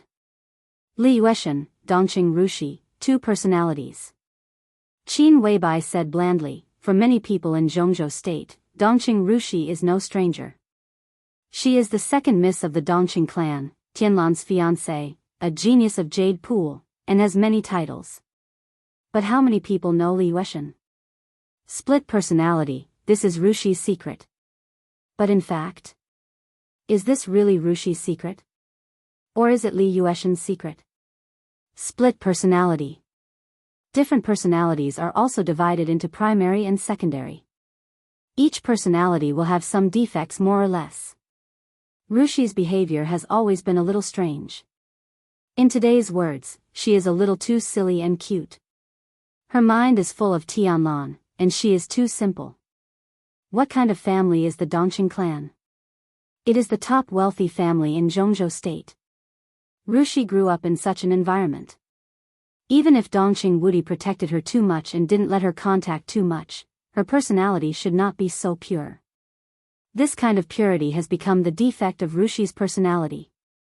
On the contrary, Li Yueshan is completely different from Rushi. She is proud, reserved, cold, scheming, and excellent at acting. Everyone who knows these 2 names thinks that Li Yueshan is the secondary personality of Rushi. But in fact, the truth is the opposite, right? Qin Weibai looked at Li Guangtu. Li Yueshan is the real primary personality, and Rushi should not exist. Is it the secondary personality that you created to stabilize the Dongqing clan? Li Guangtu was silent. Qin Weibai continued, if this is a kind of technology in the spiritual domain, then we have to admit that this technology can be said to be the top technology in the spiritual domain, or it can be called a unique skill. Its status is absolutely no less than the status of 24 moves of sword in kendo. It splits a person's spirit through a lot of spiritual hints, hides the real primary personality, and lets the secondary personality control the body for a long time. But it can keep the primary personality from losing itself. Qin Weibai laughed and said, "The Li family rarely has such fancy things, but it's really amazing. I always thought that you used the vitality of the dragon vein to reshape your martial arts foundation when you were dormant in East Island. If someone hadn't told me, I wouldn't even know that your martial arts foundation has not been restored. Your current combat capability comes from your will, which is an alternative burst of spiritual power. You've treated your willpower as a new martial path, so even though we're both traversing mountains in the spiritual realm, our paths are different. I can't do it like you, and you can't do it like me either. You can't even hypnotize an ordinary person." She looked at Li Guangtu's expression. "So, you can't stimulate Li Yueshan and make her have a secondary personality. So, Rushi's split personality was done by Li Honghe?" Li Guangtu chuckled. "You know Moon God very well?" Qin Weibai looked at Li Guangtu, and her whole person became colder. No. She really knew him too well. It was a close relationship that had been together for many years. But that was another Li Yueshan. But they were all the same. They were the same person. So she knew more about Li Yueshan's comprehensiveness, compared with Dongqing Rushi's purity. Li Yueshan's performance was more like a daughter of a rich family who had been raised in a rich family. But it was also a tragedy. At the end of that life, even though she was controlled by Gu Xingyun, she still left something behind. If Dongqing Huangtu could see those things, at least he would have made sufficient preparations. Dongqing Huangtu was killed by her. Qin Weibai couldn't deny this. But if the things she secretly left behind could be seen by Dongqing Huangtu, at least it was possible to change the result of that time. At least, the final aftermath should not be so tragic. Those things she left behind were not difficult to find. Since it was an emergency, she naturally stayed in the place where Dongqing Huangtu could easily see her. But in fact, when Dongqing Huangtu walked into the encirclement alone, she already knew that he did not find those things she left behind. And after he died, the Dongqing clan was destroyed, and she took revenge. The tragic scenes also proved that the things she left behind had disappeared before Dongqing Huangtu walked into the encirclement. She left those things. Dongqing Huangtu did not see them. There was only one person who was most likely to destroy those things. That was even the only suspect. It was not Dongqing Rushi. It was Li Yueshan. Perhaps it was because Li Yueshan destroyed a lot of things in advance. After Dongqing Huangtu died, the secondary personality was stimulated by this news and completely turned on the primary personality. Li Yueshan went completely crazy and jumped from the tall building in Huading when Qin Weibai wanted to kill her. That red dress also became the most tragic color in Huading that day. The Li family should have expected the counterattack of the secondary personality. After all, it was impossible to say that there would be no consequences for forcibly splitting a complete spirit through a large number of spiritual hints and instilling two completely different ideas. When the two ideas broke out completely and conflicted, madness was an absolutely foreseeable ending. The Li family knew this. But the Li family didn't care. This sword, which had been left in the Dongqing clan since childhood, destroyed all the escape routes at the most critical moment, destroyed the family that raised her, and sacrificed her future. It was just a father she had not seen many times since she was a child, and her brother. Ridiculous, right? If there were flaws in the primary personality, it was Li Yueshan's biggest one. A primary personality that had been forcibly instilled with ideas and even enslaved. A grandmaster in the spiritual field was best at playing with people's spirits and even souls. So at that time in Snow Country, when she was with her in flaming fire, the two Qin Weibai did not hesitate to join hands and directly erase Li Yueshan's personality. From that time on, the Li family's plan on Dongqing Rushi no longer existed. Dongqing Rushi was just Dongqing Rushi. She might just be a false personality created by stimulation, but from that moment on, she had become extremely real. It was also from that time on that Qin Weibai completely confirmed the fact that Li Yueshan was the primary personality. Otherwise, to erase a secondary personality, it would not have been so difficult for the two of them to join hands. Answer my question. Qin Weibai's voice was cold. It's not as dark as you said. Li Guangtu shook his head.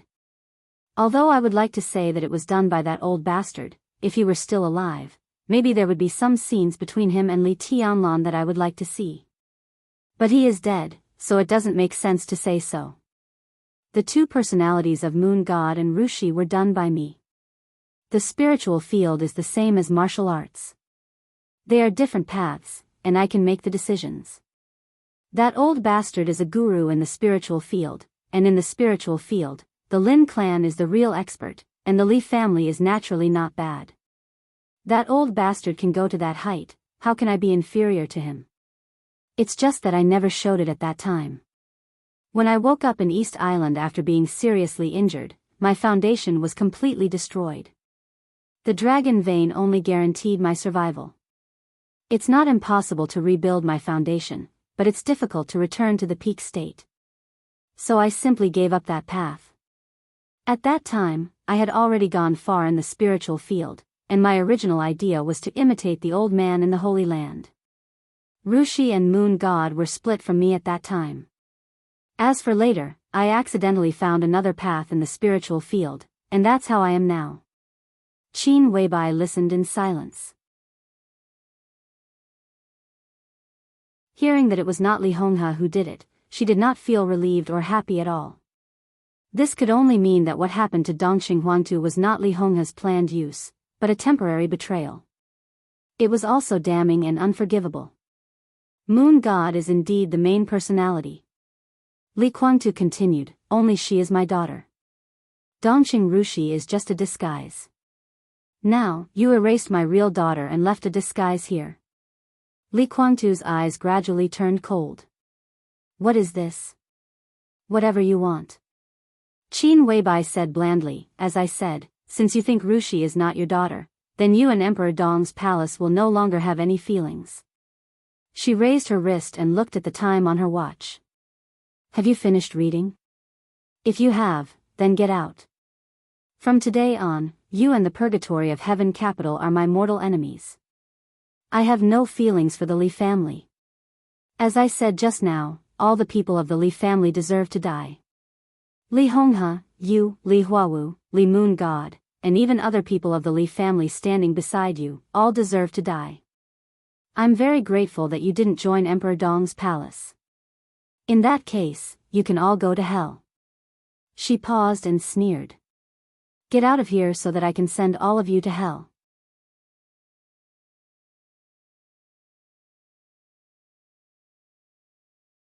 Chapter 1273. Li Guangtu's face changed. His expression suddenly became extremely unsightly. Qin Weibai's sneer was extremely cold, like an icy wind in the polar region, chilling to the bone, revealing a deep chill. He could hear the pleasure in Qin Weibai's voice, and it was really mixed with a touch of gratitude and gratification. The choice he made today seemed to be the choice that Qin Weibai extremely expected him to make. He did not join Emperor Dong's palace and became the first deputy palace master, which made Qin Weibai very satisfied. Because in this way, when she dealt with him and the purgatory of heaven capital in the future, she would be more satisfied. The corners of Li Guangtu's mouth kept twitching. Not long ago, Li Tianlan had said that they were enemies from today on. But Li Guangtu did not care about this sentence at all. He believed that he and Li Tianlan had a tacit understanding. Because they both regarded everything that each other had now as their own future property. Li Guangtu wanted Emperor Dong's palace. Li Tianlan wanted purgatory of heaven capital. They were all confident that they could get it as long as they wanted it. Since it was their own property, they naturally did not want to hurt it now. So their hostility was only aimed at each other, nothing else. But Qin Weibai was different. Completely different. Becoming Qin Weibai's mortal enemy and becoming Emperor Dong's and Li Tianlan's mortal enemy were two completely different concepts. And Qin Weibai said it very clearly. She was grateful not only that he did not join Emperor Dong's palace, but also that the old people of the Li family who stood beside him did not join Emperor Dong's palace. She wanted to send everyone to hell. What did this mean? Maybe there would still be a tacit understanding between Li Tianlan and Li Guangtu. But such a tacit understanding did not work with Qin Weibai. As long as he left Emperor Dong's palace today, the entire purgatory of heaven capital would suffer the cruelest revenge of Qin Weibai in the shortest time. What was Qin Weibai's status in the dark world? Not to mention that Li Guangtu already knew that although Qin Weibai had no force, her spiritual domain was infinitely close to the transcendent realm. Even before that, he had to brace himself to deal with her series of counterattacks after offending this woman. If Qin Weibai really insisted on revenge or even destroying the purgatory of heaven capital, could the current purgatory of heaven capital stop her? As soon as this question emerged in his mind, it became another question. If Qin Weibai really insisted on using the resources of Emperor Dong's palace to destroy the purgatory of heaven capital, would Li Tianlan agree? The problem continued to change. Even if Li Tianlan and Qin Weibai quarreled and disagreed with her to destroy the purgatory of heaven capital, if Qin Weibai insisted on doing so, the military counselor who controlled the Flourishing Age Fund and the chief administrative officer of Emperor Dong's palace would listen to Li Tianlan. Or should he listen to Qin Weibai? A large part of Emperor Dong's palace's industry came from the Samsara Palace, and the main force was the Flourishing Age Fund and the Saints Mount Shu force. If things developed to the point where military counselor had to make a choice, what would Li Tianlan do? These questions popped up one by one, and they were answered immediately. With the current strength of the purgatory of heaven capital, it was difficult to resist. Li Guangtu gave Qin Weibai a deep look. She stood in front of the hibernation chamber and quietly looked at Dongqing Rushi, who was sleeping in the hibernation chamber. Her delicate and sharp-side face was cold and full of killing intent. Li Guangtu suddenly felt a little flustered. There was another emotion that was more strange than flustered. Do you hate the Li family so much? Li Guangtu laughed. There was no bitterness, self-mockery, or sarcasm in his voice, but with an indescribable taste. There were many meanings behind this sentence. Even if Li Tianlan was not a member of the Li family, he was still called Li Tianlan. He was the heir of the Li family that Li Honghe had cultivated for many years and designated. Li Honghe had handed over everything of the Li family to Li Tianlan. What else were you dissatisfied with? We, the purgatory of heaven capital, do have bad intentions towards Li Tianlan, but we haven't succeeded until now. We didn't even take advantage of Li Tianlan. You killed my son and my daughter. Where did your inexplicable hatred come from? These were Li Guangtu's heartfelt words. All the words that could not be said were in this seemingly simple sentence. So the inexplicable taste in Li Guangtu's words turned out to be grievance. It was the powerlessness after anger and grievance. This was a state of mind that Li Guangtu had never experienced, and it was also an emotion that had never appeared in his life. Even when Li Shi stabbed him in the chest with a sword, he had never felt wronged. Qin Weibai did not speak. No one would understand her grievance and annoyance. In this case, it was meaningless to say it. She took 2 steps to the side and came to another hibernation chamber. In the hibernation chamber, Situ Wanjie, who was short and thin and seemed to be wrapped in countless bubbles, was also sleeping. His face had recovered a little ruddy, and the rhythm of his breathing seemed to be more obvious than Dongqing Rushi's. In half a year, at most a year, he will wake up completely and gradually recover his combat capability. I don't know if you know that when he was in Snow Country, he had already broken through the limit. When he really recovers, no one in the dark world can be his opponent except Tianlan. At that time, Tribulation will be our deputy palace master. In your purgatory of heaven capital, even if Tianlan doesn't show up, Tribulation and several other deputy palace masters can completely destroy your property. Qin Weibai smiled softly. The light of the hibernation chamber was flickering slowly. The faint smile on her face bloomed slightly in the light and shadow, with a touch of soul-stirring coldness and determination. Get out of here. Go back and count your last days. Enjoy your life. There is not much time left for you. Li Guangtu was furious. Qin Weibai tilted her head and thought for a moment. She continued with a smile, during this time, you'd better struggle well.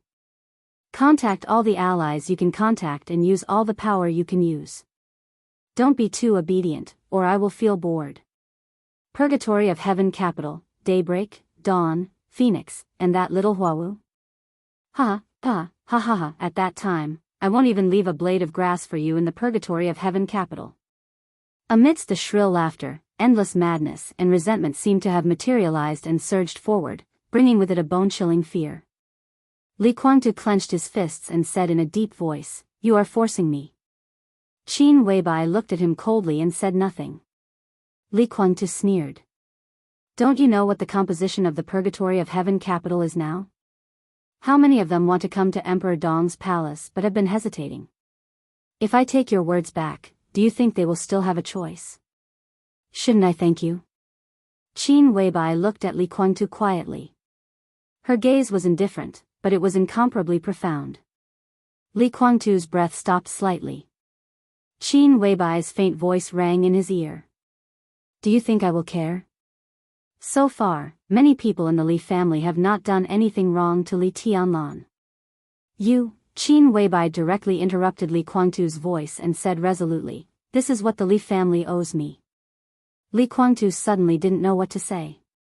He suddenly wanted to know, when Li Tianlan faced him, did he also have this kind of mentality of not being able to say anything clearly? No, Qin Weibai was even worse. Because she was a woman. Don't reason with women. Don't reason with angry women. Don't try to reason with a woman who has a strong personality and great power. So Li Guangtu, who didn't know what to say, wisely kept silent and didn't say a word. Do you need to give you some time alone? Qin Weibai walked back again and looked at Dongqing Rushi in the hibernation cabin. Her voice was cold. No need. Li Guangtu said blandly, goodbye. Without any hesitation, Qin Weibai turned directly and walked to the elevator exit. The lights in the rest and reception area of the laboratory were still on. Vaguely, there was a voice coming over. It was in high spirits and was talking incessantly. Qin Weibai frowned. I tell you, things like poison are actually more useful than martial arts when used properly. Tianlan is now invincible in the world. If Wang Tianzong doesn't show up, he has almost no opponent. The first on the divine list, at his age, is really amazing. But what about Wang Tianzong, not to mention Tianlan? As long as I am fully prepared, as long as there is a suitable opportunity, I can directly destroy a city in the shortest time. How about it? The heavenly sun is invincible and supreme, but how long will it take him to kill all the people in a city? If I play with poison, in fact, it only takes a short time to finish what these martial arts masters take a long time to do. What the hell? Just kill them. Why are you thinking about all these messy things? If you can directly kill people, why do you have to destroy buildings? If the building is broken, won't you build it? No, why do you keep thinking about this? I'm talking about poison, I mean killing people. I'm not talking about destroying other things. It's good that I can kill people. You can't expect me to turn over a building with poison, can you? Do you really want to turn over a building with poison? Is there something wrong with your head? Oh, no. You should have said it earlier. We can't talk about this anymore. What a mess. Can a star be poisoned? Well, then tell me, who is a star? Why are the young people nowadays so strange? Didn't you talk about the fastest way to kill people at the beginning? Why do you keep talking about destroying buildings? Are you engaged in demolition? Yu Donglai's excited voice continued to come. He had been in the rest area. Qin Weibai and Li Guangtu knew this. But it was just Yu Donglai himself in the rest area. Who was still there? Young people? Qin Weibai frowned and subconsciously quickened her pace. She suddenly realized something was wrong. The biological laboratory in Emperor Dong's palace was an important and hidden place. There were only a few young people in the whole Emperor Dong's palace who could come here. Qin Weibai was one, Li Tianlan was one, Xianyuan Wushang was one, and then there was Nalan Shuriying. She was here now. And the others obviously would not talk about killing people and demolition with Yu Donglai. Qin Weibai quickened her pace and approached the rest area. At the same time, a voice that was very strange to her rang clearly from the corner of the rest room. The voice was calm, but between the lines, there were countless sharp edges crisscrossing all over the sky. Not killing people. Not demolition. The voice was faint. I want to say destruction. After a pause, he continued, pure destruction. The voice was very strange. Qin Weibai's heart sank, and she went straight to the corner. In her sight, the soft lights in the rest area covered the ground. Yu Donglai, who was stunned by the question, was thinking hard about something. And sitting opposite Yu Donglai was a young man that Qin Weibai had never seen before, but he looked a little familiar. It was difficult to describe this man as handsome or not handsome. He looked about 30 years old, tall and slender, with deep eyes and angular facial features showing a very distinct toughness. He was just sitting there casually, but his almost casual sitting posture had a kind of sharpness that almost made people unable to breathe. Qin Weibai's pupils suddenly contracted to the extreme. It was not because of the momentum of this strange but somewhat familiar man. It was because he was sitting here, but the space all over his body was slightly twisted unnaturally. Pieces of blood mist were sprinkled from every corner of his body. Face, forehead, eyes, arms, an endless mist of blood filled the air around him. He seemed to be suffering terrible injuries all the time, but all the injuries healed completely the moment they appeared, and then the new wounds broke again. The process repeated endlessly. The faint smell of blood permeated the reception room. The air was full of invisible but extremely terrible edges. The man with blood mist floating all over his body seemed to feel Qin Weibai coming over. He stood up and nodded to Qin Weibai. Have you finished talking? Qin Weibai did not answer. She stared at the man in front of her with great vigilance and said word by word, "Who are you?" The blood mist was floating in front of her. The somewhat strange young man thought for a moment and said lightly, "It's not easy to explain. But I mean no harm. I also know what you want to do, so I can help you. How about I treat you and Li Kuangtu to a movie?"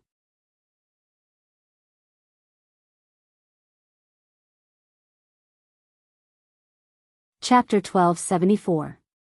Qin Weibai didn't want to watch a movie with Li Kuangtu. It was a disgusting thing to think about. Therefore, the invitation was also very disgusting. Since it could make her feel disgusted, the other party naturally didn't have good intentions. Qin Weibai took a step sideways without batting an eyelid. On the wall less than 3 meters away from her, there was an inconspicuous special button. As long as this button was pressed, the entire castle of Emperor Dong's palace would be completely closed. Every room and every passage would be completely blocked by the superalloy hidden in the main body of the building, and the entire Emperor Dong's palace would sound the alarm. In this way, Li Tianlan could find the abnormality and rush here as soon as possible. This was undoubtedly making a mountain out of a molehill. With her spiritual power that was infinitely close to the transcendent realm, few people in the dark world could hurt her. But the image of the other party was too weird, or in other words, the aura of the other party was too strong. He was about 1.85 meters tall and thin. He was wearing a black gown that was somewhere between ancient and modern times. Qin Weibai had never seen anyone wearing such clothes before. Instead, it was more like the clothes worn by the characters in some online games. They looked tall and slender, and they allowed people to stretch their bodies in the most comfortable state. Qin Weibai did not remember seeing anyone wearing such clothes. Countless faintly discernible patterns appeared and disappeared on the black robe, changing into different shapes. Sometimes, they were like dragons that could summon the wind and rain, and sometimes, they were like divine swords that filled the sky. Countless light spots constantly changed, turning into an incomparably vast battlefield. Qin Weibai was speechless. She was very familiar with the state of Heartless after he turned into the black trench coat. The countless complex and mysterious patterns on Wu Qing's body were also changing. Qin Weibai originally thought that Wu Qing was gaudy enough after it turned into clothes, but compared to the long gown on the person in front of her, it was really insignificant. But this incomparably gaudy long gown on the person in front of her was like Li Tianlan wearing Wu Qing. If it was worn by someone else, it might be a clown. But when it was worn by them, there was a touch of irresistible majesty in the dark. It was just right and complemented each other. Strictly speaking, it was like a Qin Weibai tried hard to think. The other party's words replayed in her mind once more without missing a single word. Who are you? It's hard to explain, but I mean no harm. I also know what you want to do, so I can help you. Qin Weibai's heart suddenly trembled. This kind of unintentional word was the best representation of the person's habit of referring to himself. Qin Weibai finally understood what the man's clothes looked like. Dragon robes. An emperor's dragon robe that was not recorded in the history books and was completely different from any era. What the hell was this? Qin Weibai suddenly felt a little absurd. This was Emperor Dong's palace, the most secret biological laboratory in Emperor Dong's palace. It was a secret place where almost no one could enter. There were only her, Li Guangtu, and Yu Donglai here. Anyone who wanted to enter this place had to inform her in advance. But now, there was suddenly such a guy in a dragon robe who claimed to be the emperor appeared here inexplicably, said that he wanted to help him, and even invited him to watch a movie with Li Guangtu. Qin Weibai shook her head subconsciously. She looked so adorable that she suddenly doubted the authenticity of the scene in front of her. However, she was a master in the spiritual realm, so she was very sure that she had not been hypnotized. He was not dreaming either. That was because she only had one dream left, and that was the boundless and boundless Milky Way. The man in the dragon robe stood quietly. His figure was vividly reflected in Qin Weibai's sight and in her spiritual domain.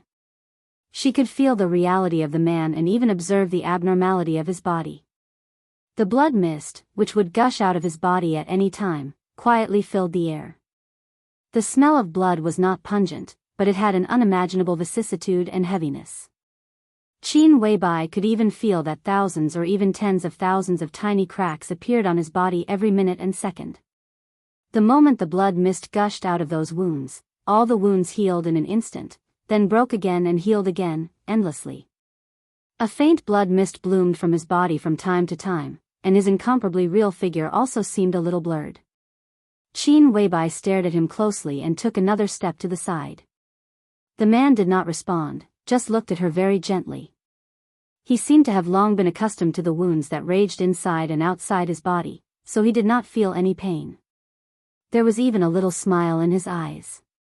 Qin Weibai was sure that she had never seen this man before. But for some reason, the more she looked at him, the more familiar he seemed, like some scenery that flashed across the depths of her memory. But such a man should be deeply impressed once she saw him. But if she had never seen him before, then where did this familiar feeling come from? His angular, sharp, and rigid face might not be handsome or beautiful, but it could definitely be called handsome. In other words, it was a kind of dazzling valiance. Qin Weibai glanced at Yu Donglai calmly. She and Yu Donglai had been friends for many years. They had known each other before Li Tianlan entered the secular world. Many of the Li family's branches were contacted by Qin Weibai through him, so Qin Weibai had absolute trust in the old man's character. An inexplicable person suddenly entered the forbidden area of Emperor Dong's palace. Qin Weibai believed that Yu Donglai would not be unaware of the seriousness of the matter. But he could still chat with the other party in high spirits. What was this? Qin Weibai asked directly, who is he? Yu Donglai looked down at the fruit plate and ate with relish, as if he did not hear Qin Weibai's voice at all. He frowned and seemed to be thinking about something. Qin Weibai slightly gritted her teeth, suddenly took a step to the side, and reached out to press the button. The button fell down. But the expected vibration and alarm did not happen. The biological laboratory of Emperor Dong's palace was still quiet. Qin Weibai suddenly turned her head and looked at the young man in the dragon robe beside her. There was no panic on her face, only a kind of coldness that people did not dare to look at directly. Countless wounds on the young man's body were torn and healed at a nearly constant speed. There was undisguised appreciation in his eyes.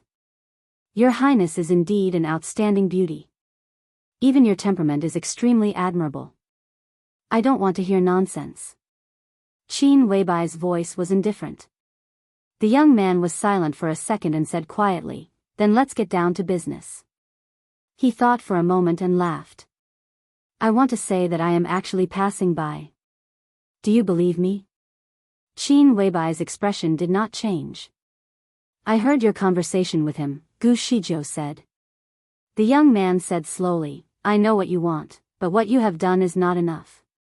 Your current spiritual power has not reached the level where you can hypnotize Li Kuangtu. What you can do now is to give him some spiritual hints when he is in a weak state. But as he leaves here, his injury will gradually improve, and these spiritual hints will not play a very obvious role." Qin Weibai's expression changed. Why was she here?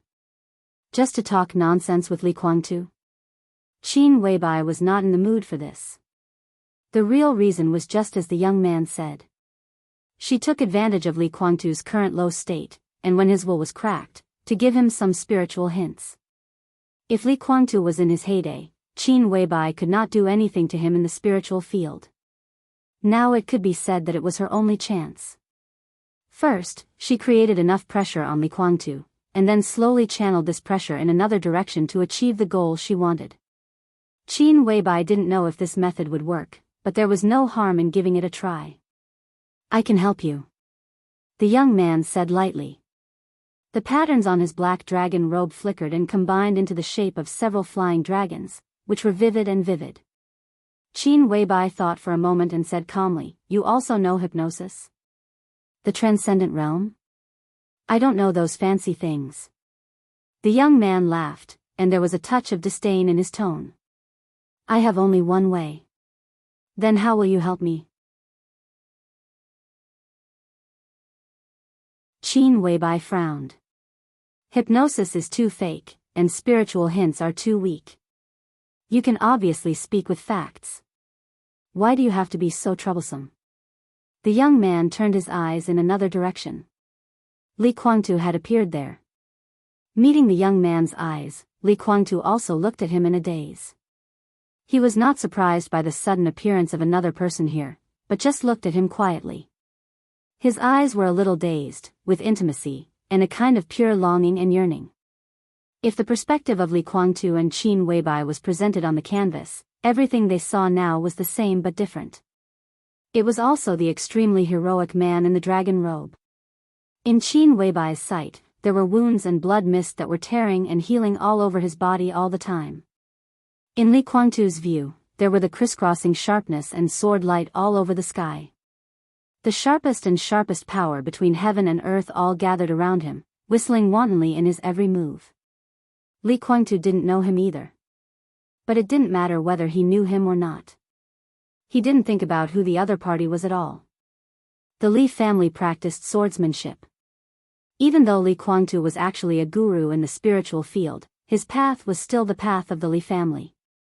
In his eyes, the man in front of him was swordsmanship and martial arts. Supremacy. The man in the dragon robe took 2 steps toward Li Kuangtu, glanced at him, and nodded. His talent is not bad, but he has gone astray. How many people in the world were qualified to evaluate Li Kuangtu's path? But hearing this, Li Kuangtu was in a daze and didn't refute at all. The man continued to speak, "Do you believe me?" Li Kuangtu's whole body shook. Almost without any hesitation, he nodded in a low posture that he didn't even realize.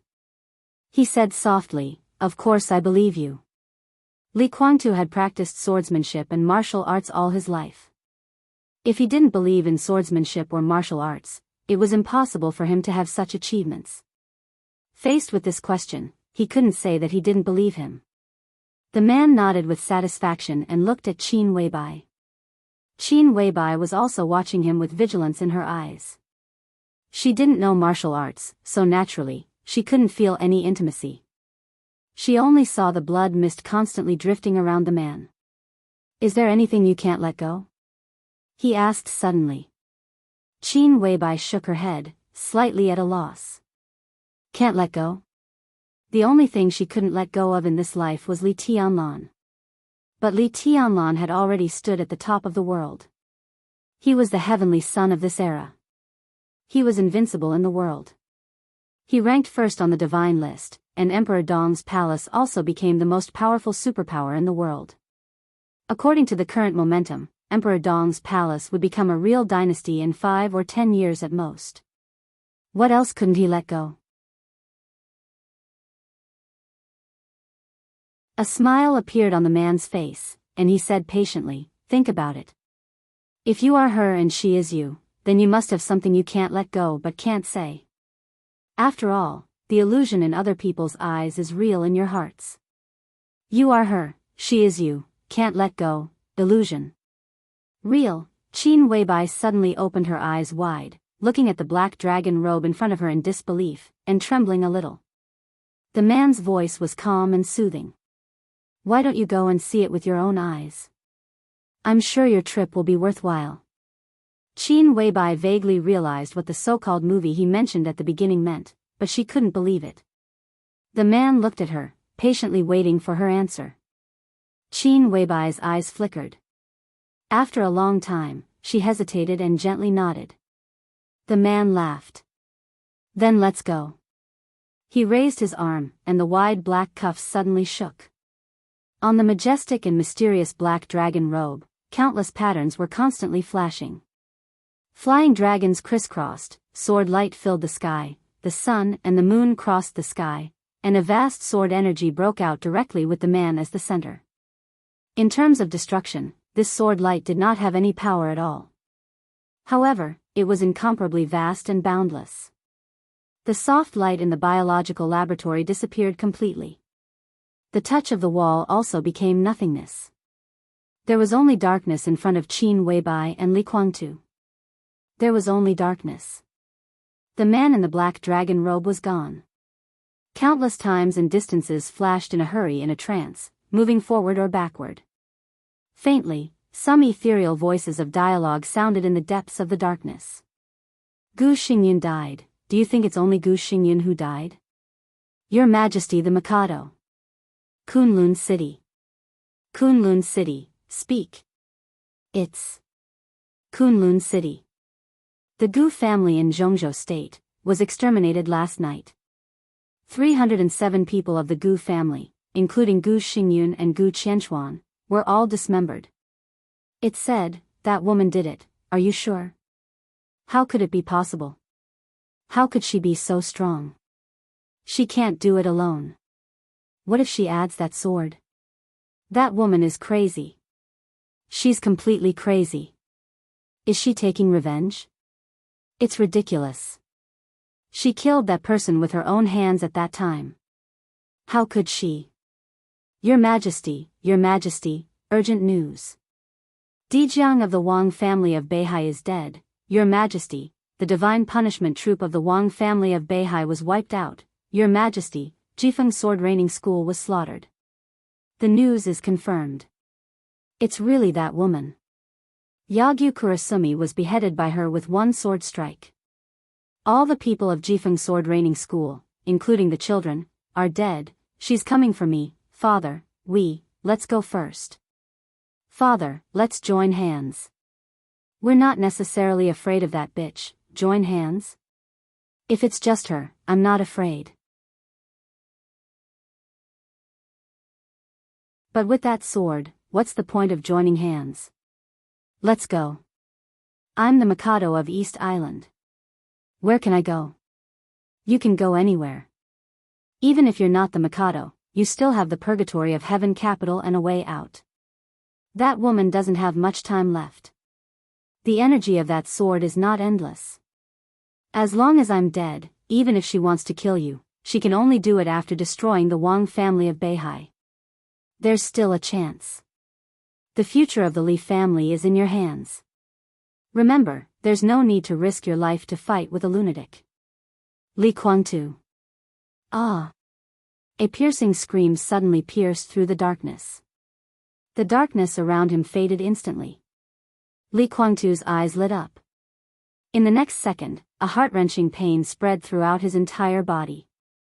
In his line of sight, a pitch-black greatsword pierced straight into his chest.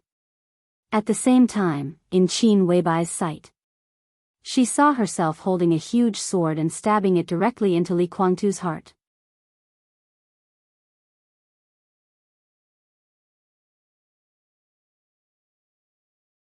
Chapter 1275. A familiar scene.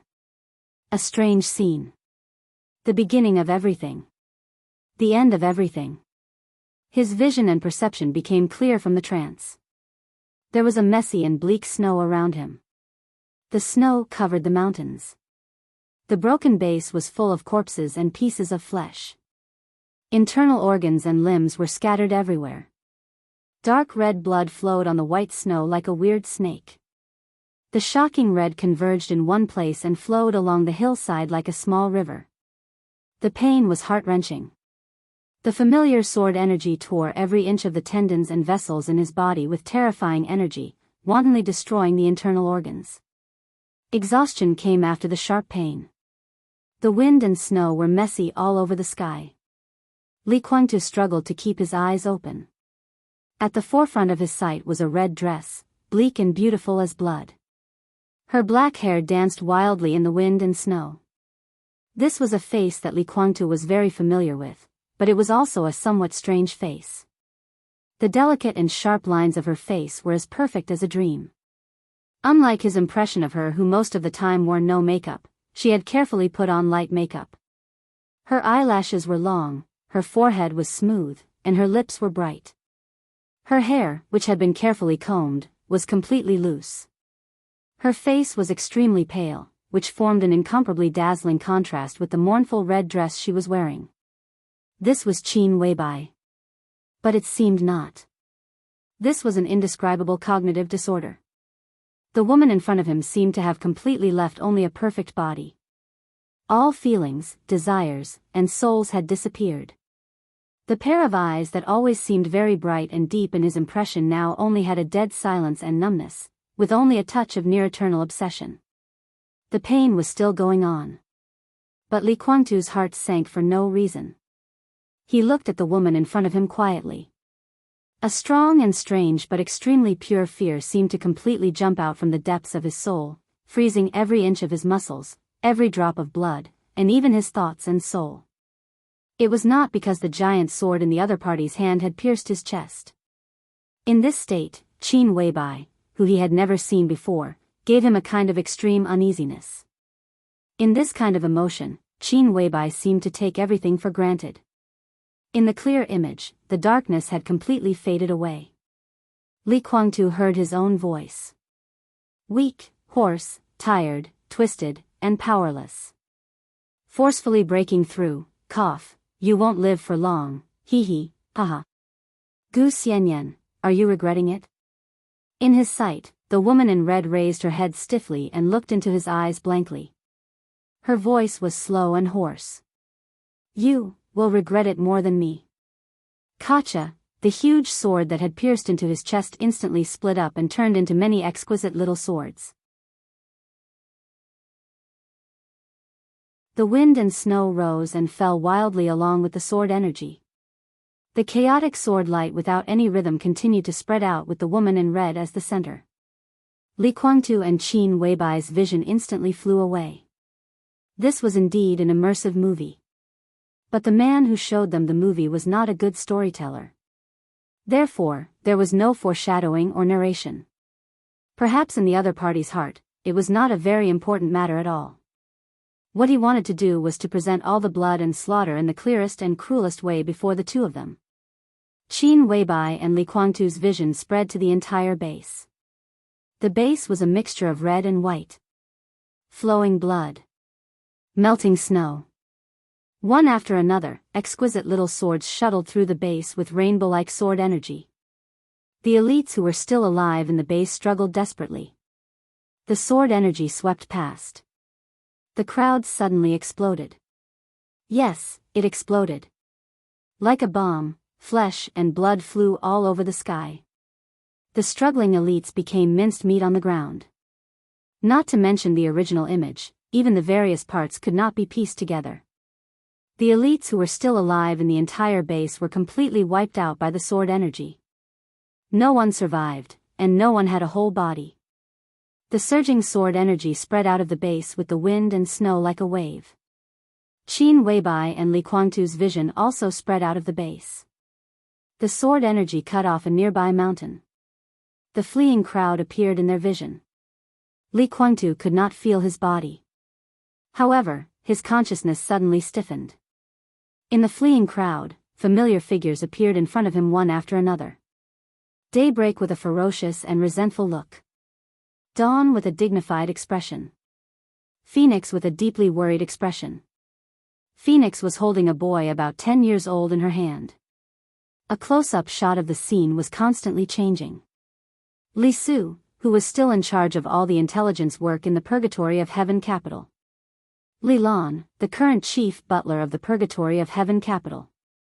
Li Yuan, the current senior guest of the Purgatory of Heaven capital. And at the back of the crowd, a young man who looked less than 30 years old. The young man was wearing a red robe with a phoenix pattern, decorated with the 12 movements representing the sun, the moon, and the stars, which were complicated and gorgeous. Although his appearance was not too outstanding, he had a kind of calmness and majesty that did not match his age. Both Qin Weibai and Li Guangtu knew very well what this decoration meant. This was the 12 movements and the robe with a phoenix pattern that represented the Emperor's decoration in East Island, which would only appear on one person. The Mikado of East Island. Li Guangtu's consciousness trembled violently. His vision was fixed on the young man in the robe with a phoenix pattern. This was not the son he remembered. Because when his son died, he was less than 20 years old. But now, he was nearly 30 years old, and his facial features had lost their childishness. The complicated and gorgeous clothes were all so familiar, perfectly in line with his original plan. At the back of the crowd, the extremely young heavenly emperor of Huawu raised his arm. Memories surged in like a tidal wave. Li Guangtu might still be a little confused. But Qin Weibai's memory was completely awakened. She finally knew where she was. This was another time and space. Everything she was seeing now was something that had happened before, something that she had done with her own hands. This was the Holy Mountain of East Island, a secret base belonging to the royal family. And everything in front of her was the scene when she took ruthless revenge. The child she killed in Ninghu that year. The heavenly emperor of Huawu now. Two memories, different time and space, and the chaotic reality, made her calm mind constantly distorted. She began to recall everything that happened on this day. She recalled what she once said. That day, she failed to kill the heavenly emperor of Huawu after all. That day, a lunatic who overdrew his vitality and a long sword that overdrew his energy could be said to be truly invincible in the world. But compared with the heavenly emperor of Huawu, she had someone she wanted to kill more. The violent sword energy gathered at the moment when Huawu raised his arm. Two incomparably powerful sword chis collided in midair. The horrible sword energy swept across the area. The surrounding snow-capped mountains shook wildly, and the snow was like a landslide, swirling in the air. The heavenly emperor of Huawu, who forcibly blocked the sword, was thrown into the air. Blood splashed. Before his body landed on the ground, a faint white mist began to spread all over his body. The horrible avalanche began to cover everything.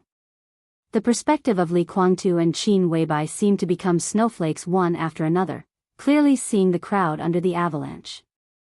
No. No. Li Guangtu roared silently, but he couldn't make any sound. From his perspective, he saw Phoenix buried in the snow and the child in his hand. The moment the snow fell, a delicate small sword had pierced through a large amount of snow, and the endless sword energy shook Phoenix and the child out. The sword light crisscrossed. From top to bottom, the edge cut through Phoenix's scalp, spine, 2 swords, legs, and then gently cut off the child's limbs. Blood dripped quickly, but none of the wounds were vital.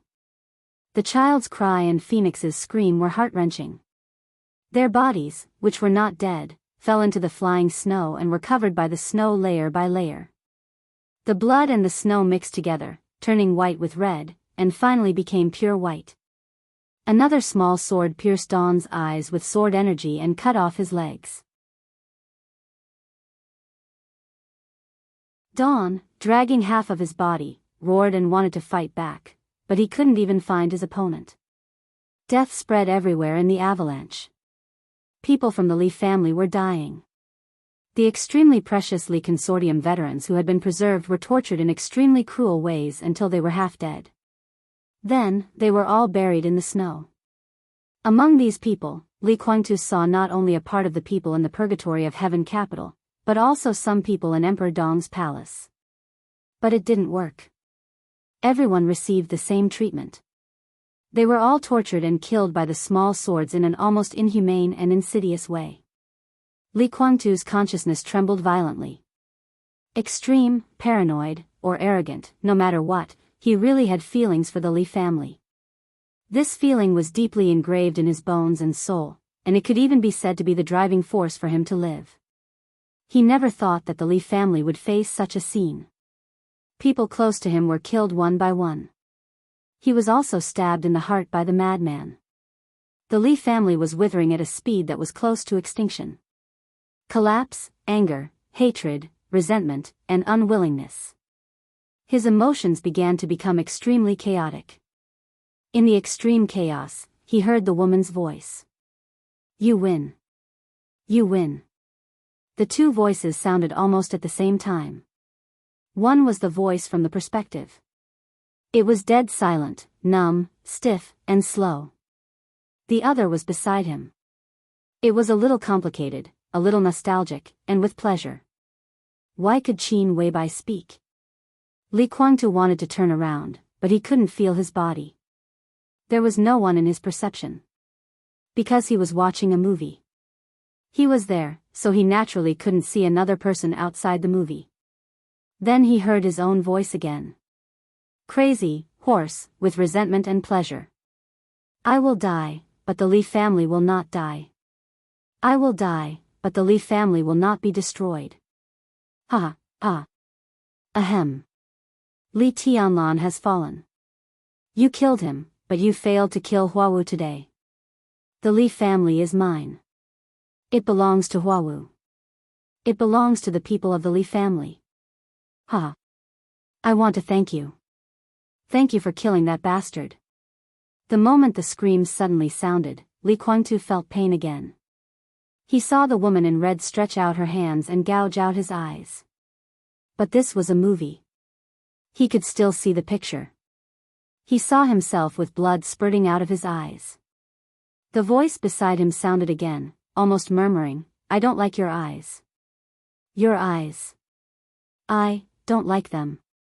I wanted to do this a long time ago."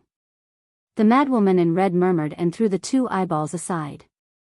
Li Kuangtu saw his expression completely distorted, becoming extremely ferocious and crazier at the same time. "You killed him. Li Tianlan, Dongqing Huangtu, you killed him, you killed him, you killed him." Swish. An arm flew directly into the air. You killed him. You killed him. You killed him." His vitality was fading rapidly. Li Kuangtu, who was furious, began to vent his resentment like crazy. He knew what words could irritate the madwoman in front of him the most, so he kept repeating them. Another arm flew into the air. Then the feet. Calf. Knee. Thigh. The internal organs were scattered on the ground after being cut at the waist. The heart had been pierced. Even the vitality of the peak of the invincible realm was rapidly disappearing at this time. The completely crazy woman didn't stop. She held the reassembled giant sword in her hand and stabbed his upper body again and again, tearing his face, mouth, and throat. Blood splashed everywhere. Li Kuangtu was dead. He was like a machine. It was dismantled into pieces by the woman who had completely gone mad. From the beginning to the end, the woman's expression and eyes didn't change at all. They were numb and dead. It wasn't until Li Kuangtu was completely dead that she suddenly laughed while standing in the broken bodies on the ground. The laughter was sharp and hollow, like crying, but also like laughing. She was really crazy. The mountain was covered with snow. The mountain was covered with blood. Li Kuangtu's consciousness watched silently. He seemed to have entered the cold winter and the abyss, wrapped in the cold. The bloody and cruel pictures were playing in a loop in silence. The darkness swallowed him again. The voice was still one step ahead of the light. Where are the children? How could you two lose sight of two children who are only a few years old together? In the voice with hidden anger, some vague light tore the darkness. Li Kuangtu saw a somewhat familiar young face. He was not familiar because he had never spoken to him. He looked familiar because Li Kuangtu had been paying attention to him. In today's Zhongzhou state, outside of movies, this young man was not very famous. But in the eyes of real people, he could definitely be said to be one of the most important young people in Zhongzhou state.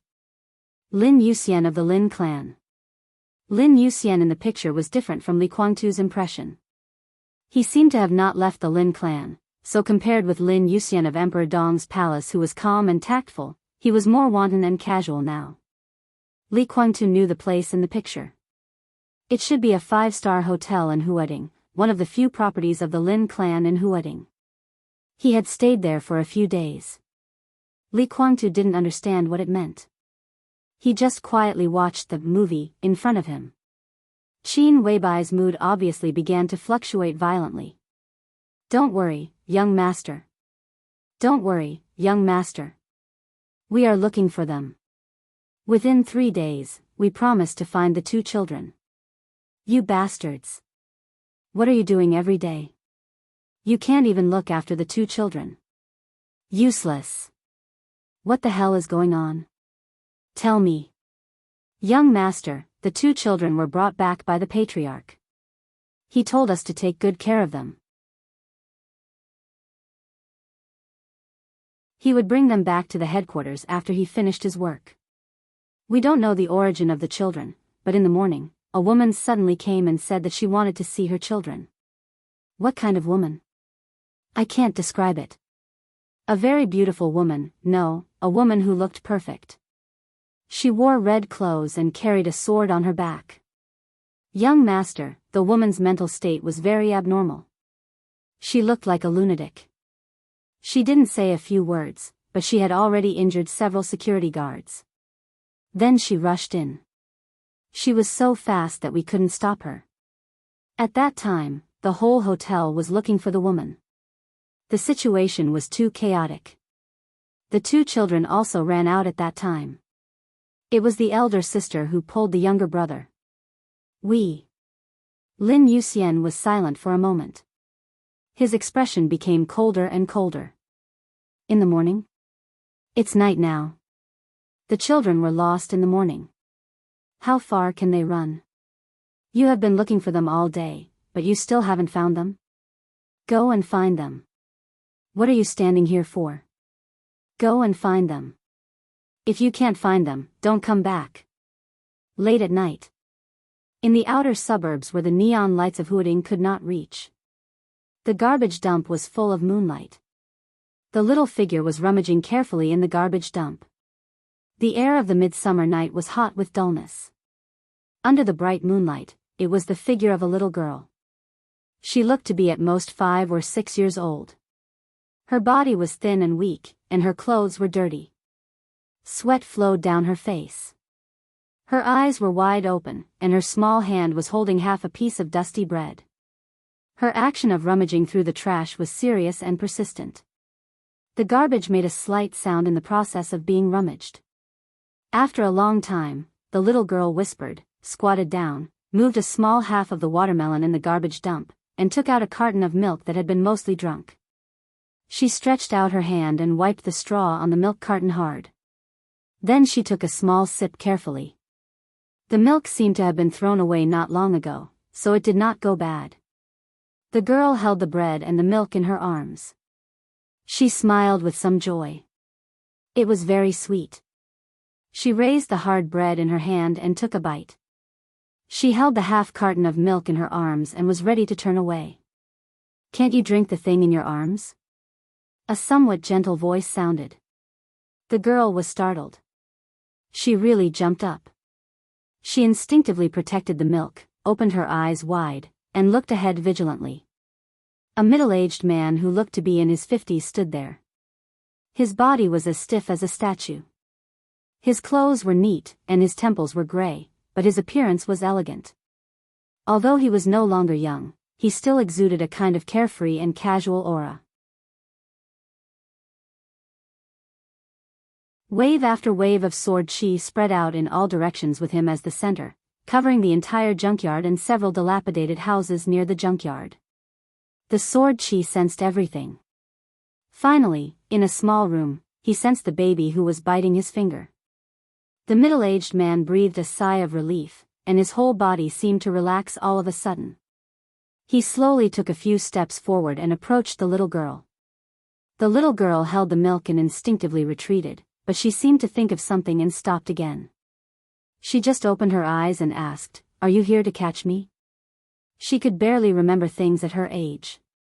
She knew that many people were now trying to catch her, but during this period of time, the number of people catching her seemed to have decreased. "Someone is catching you?" The middle-aged man was stunned. The girl nodded and said softly, "Yes, I was almost caught by them once. I ran to a crowded place. Many uncles and aunties helped me, and the bad guys were scared away." She looked up at him and said, "Where are you going to take me?" Her big eyes were filled with tears, and she was a little desperate. She said with a sobbing tone, "I'll go with you. I'm not here to catch you." The middle-aged man sighed softly and touched the girl's head. "I've been looking for you for almost half a year, and I've finally found you. I'll take you home."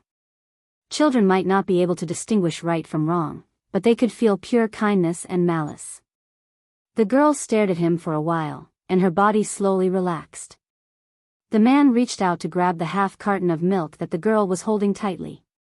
He pulled, but did not move. He was slightly stunned. The girl was a little nervous again. She hesitated and whispered, "Milk. Brother wants to drink it." According to her experience, this small half carton of milk and some bread crumbs on the soft part of the bread were enough for her brother to eat for a day. The middle-aged man, who was used to all kinds of tragedies, suddenly felt a lump in his throat. He forced a smile and said, "It's okay. I've found the best nanny." Although he said that, he did not grab the half carton of milk that represented food in the girl's heart. He squatted down, looked at the girl, and said softly, "Do you remember me?" The girl looked at him blankly and shook her head slightly. "Your aunt asked me to take care of you and your brother. Half a year ago, I put you in a hotel and said that I would take you home in a few days. Do you remember? How did you get out later?" The middle-aged man asked softly. The girl thought about it seriously and said hesitantly, "We saw my aunt. I took my brother to find my aunt. My brother wants to drink milk." She seemed to have thought of something and looked at the middle-aged man happily. "Where is my aunt?" The middle-aged man's eyes became extremely complicated. He reached out to touch the girl's head and said softly, "She went to a place far, far away." The girl blinked and said softly, "When will she come back?" "It will probably take a very long time, right?" The girl was silent. She vaguely realized something, but she didn't fully understand it. After a long time, she said softly, "Can you help me take care of my brother?" She was only a few years old, but she had to take care of a baby. One could imagine how difficult it was to survive. However, even in the most difficult situation, she had never thought of leaving her brother behind. She didn't understand the deep love between siblings at her age. She just instinctively felt that she couldn't leave her brother behind. Yes. I'll take you home. I promise that I can give you the best life. The middle-aged man said seriously. The girl nodded and asked expectantly, does that mean I don't have to beg for food? And I don't have to cut off a leg? The uncle said that when I grow up, I can use it. I can also cut off a leg to beg for food. They will take care of me and my brother. The middle-aged man's mouth twitched. He knew who the uncles the girl was talking about were. Before he came, he had already killed all of those scum and dismembered them. Of course, all of you must be healthy and safe, Yi Zichen said. He held the girl's hand. Sword chi surged, and the two of them arrived at the shabby little room. On the little bed in the room, the baby who didn't cry or make a fuss looked at the man with his black eyes.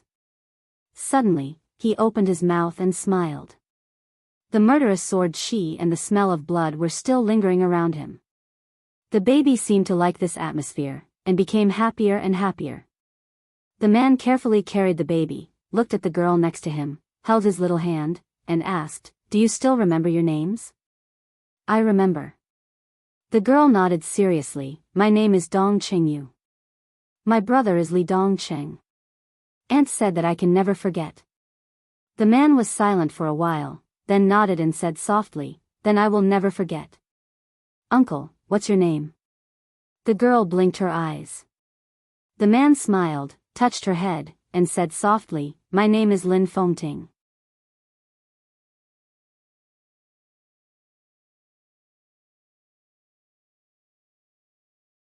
Chapter 1276.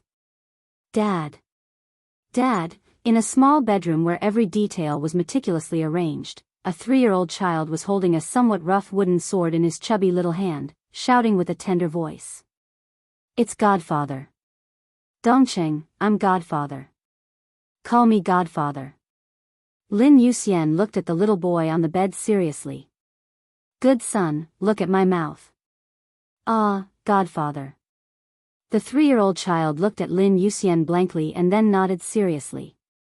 Yes, yes, Lin Yuxian was speechless. He turned to look at Dongcheng Yu beside him and said seriously, Yu, do you think he's playing with me? I don't know, Uncle Lin. Dongcheng Yu's face was red because she was holding back her laughter. She sat at the small table in the corner of the bedroom. She was dressed in exquisite and gorgeous clothes. Her face was rosy and her eyes were shining. She looked like a little princess. She was holding the doll that Lin Yuxian had just given her in her arms. The sweet smile on her face made people's hearts tremble. You are also a little slippery. Lin Yuxian snorted and took out the toy car behind him. Good son, call me Godfather. If you call me Godfather, I'll give you the toy car, okay? He moved faster and put the toy in front of the boy first. Dad. Dad, the boy's voice was still childish. He held the wooden sword and pushed the toy car aside with some disgust. Well, if the car doesn't like it, how about the airplane, tank, transformer, Ultraman? Lin Yuxian chattered endlessly and was in high spirits. In recent years, he had rarely been in the headquarters of the Lin clan. He only came back a few times a year. But every time he came back, the first thing he did was to see his adopted son, and then to see his father. Then he came back to accompany his adopted son until he left again. Li Dongcheng didn't have a nickname. He just had his 3rd birthday and spoke very late. So far, he could only say a few words. But he was very flexible and walked much earlier than other children of the same age. After he was brought back to the Lin clan, different departments of the Lin clan jointly checked his body very carefully. Li Dongcheng's blood had an extremely high oxygen content. Not high, but extremely high, incredibly high. At the same time, the child's spine was also very strong, which could connect the limbs to the greatest extent. Furthermore, his body's coordination and balance were unbelievable. All of this was visible to the naked eye. This child did not inherit his father's wind and thunder veins, but from a certain point of view, he could be considered to have a unique constitution that had never appeared before. It could even be said that this child had an unprecedented talent for martial arts. His spine was so tough that current biological knowledge could not explain it. This meant that his future path of martial arts would not encounter any bottlenecks. What is a bottleneck? That was because of the body. Even if one was talented in martial arts, they had no choice but to compromise. Why is it so rare to see an expert of the thunder-shocking realm around the age of 20 in the dark world? Many geniuses could reach the peak of the fire-flaming realm at this age, but they couldn't go any further. It wasn't that he couldn't, but that he didn't dare. Because their physical strength had not reached the point where they could withstand the power of the thunder-shocking realm. Why is there almost no invincible realm experts under 30 in the dark world? The reason was the same. The bottleneck of physical strength was almost non-existent for Li Dongqing. As long as he could grow up, with his physical quality, it was possible for him to reach the invincible realm at the age of 20. Absolutely brilliant, this was a true super genius. More importantly, compared to Li Dongqing's inconceivable body, what was even more incomprehensible was his personality. Li Dongqing was very quiet. Children who were just a few years old were usually prone to crying and throwing tantrums. However, Li Dongqing rarely cried. In other words, he had almost never cried before. He drank milk quietly. He slept peacefully. He woke up quietly. He quietly grabbed the somewhat rough and unsightly small wooden sword and played with it until he fell asleep. When someone played with him, he would cooperate. When no one played with him, he would play by himself. Many people said that they had never seen such a well-behaved child. So well-behaved, with a kind of depression that was almost incomprehensible. Moreover, this child was also extremely sensitive to murderous intent and sword intent. But the way this sensitivity was expressed was not fear and rejection, but closeness and joy. So every time Lin Yuxian came back from the outside, he was very popular with Li Dongqing with the murderous intent and sword intent that had not yet dissipated. The word daddy was also learned in this kind of meeting that was not very frequent. And all of this, whether it was his temperament or his body, seemed to prove that this 3-year-old child was destined to have a brilliant future on the path of martial arts that no one could look directly at. It was indeed difficult to see more things from a 3-year-old child. But just what could be seen was enough to make people sure of this point. Lin Yuxian watched quietly. Li Dongqing held the small wooden sword in his hand and slashed the newly bought toy car, making a clanging sound. Tut tut, Lin Yuxian sighed softly, touched Li Dongqing's head, and whispered, "Good son, every time I see you, I can't wait to work harder. It is because I can see you every time that I have the motivation and courage to continue to go out." Li Dongqing, who was playing with the small wooden sword in his hand, raised his head in confusion. Then he got up quickly, opened his hands, and trotted into Lin Yuxian's arms. Lin Yuxian snorted softly, but he laughed and kissed the little face in front of him. Behind the adult and the child, Dongqing Yu, who was dressed like a little princess, quietly ate a piece of dessert. Her eyes were wide open. In her sight, a stream of blood was slowly flowing down Lin Yuxian's back, soaking his light-colored suit. "Master. Godfather." The 7-year-old boy trotted over and bowed seriously with a calm voice. Lin Fengting picked up the teacup and took a sip. He looked at the boy in front of him, and then looked at Lin Yuxian sitting next to him. He suddenly said, "This child calls me master and you godfather, making us look like peers. I am your father. Do you feel that you are taking advantage of me?" Lin Yuxian, who had been sitting on the sofa, sat up straight with some difficulty. He smiled and waved to the boy. "Dongqing, come here." He pulled the boy over and hugged him.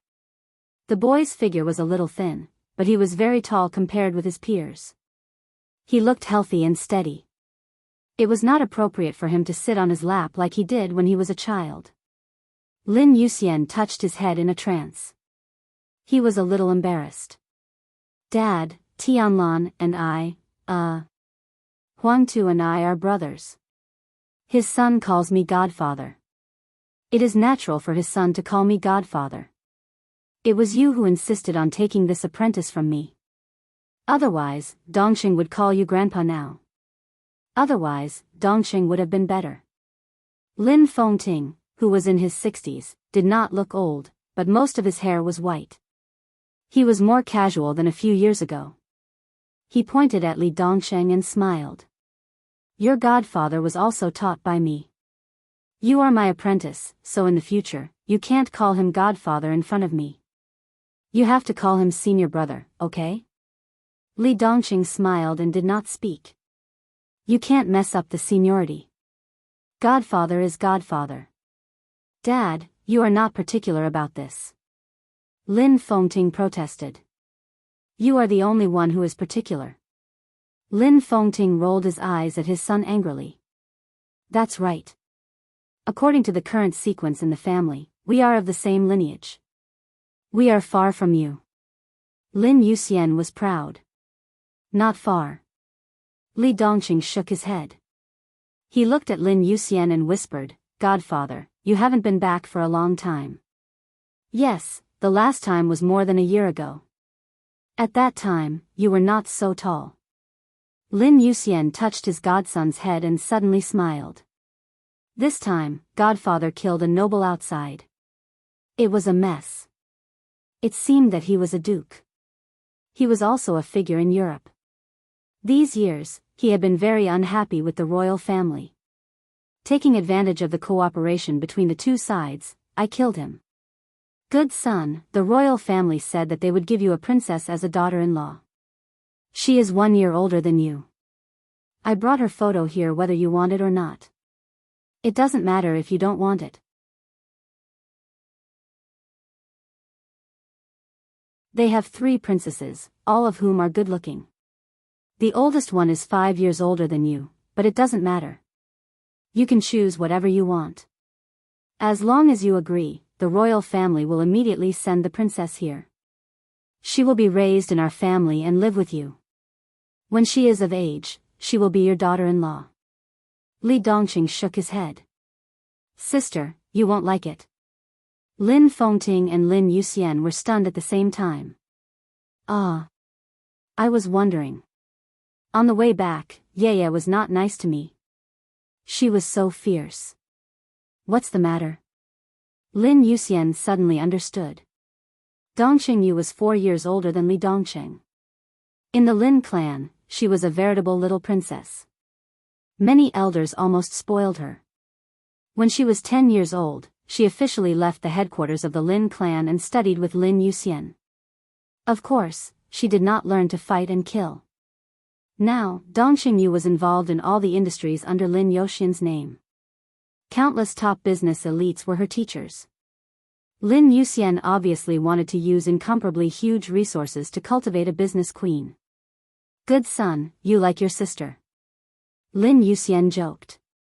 I want my sister to be my wife. Li Dongqing said very seriously.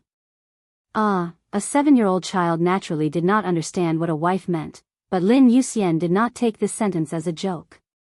Instead, he said thoughtfully, It's not impossible, bastard. Lin Fengting scolded, Yaya and Dongqing are close relatives. They are cousins. What are you thinking about? That's nothing. Lin Yuxian shook his head. In the European land, there are countless cousins in the royal family, Rothschild, and other wealthy families. They say that they want to protect their noble bloodline. Generation after generation, no one has said anything. Not to mention them, in our Zhongzhou state, in ancient times, Fuxi and Nuwa were siblings. Aren't they? Lin Fengting grabbed a grape on the table and threw it over. Where is your fastidiousness? Go to rest. Lin Yuxian coughed dryly. His lips were abnormally pale. He patted Li Dongqing on the shoulder and chuckled softly. It's okay if you don't want a princess. Anyway, you have nothing to lose. I brought you a gift from the European land this time. It is said that it is a sword used by a famous Grand Duke in history books. I will ask someone to send it to you later. Thank you, Godfather. Li Dongqing bowed very seriously. Lin Yuxian waved his hand. Godfather, go to rest first. I will show you around when you are well. I will accompany you. Li Dongqing said softly. Lin Yuxian was stunned. Li Dongqing was very close to him when he was a child. Every time he came back, Li Dongqing would accompany him when he wanted to rest. But in fact, he was taken away by Dongqing Yu or the maid every time. Children were easy to coax, and Li Dongqing was very obedient, so he never made trouble. Dongqing, you haven't eaten yet, right?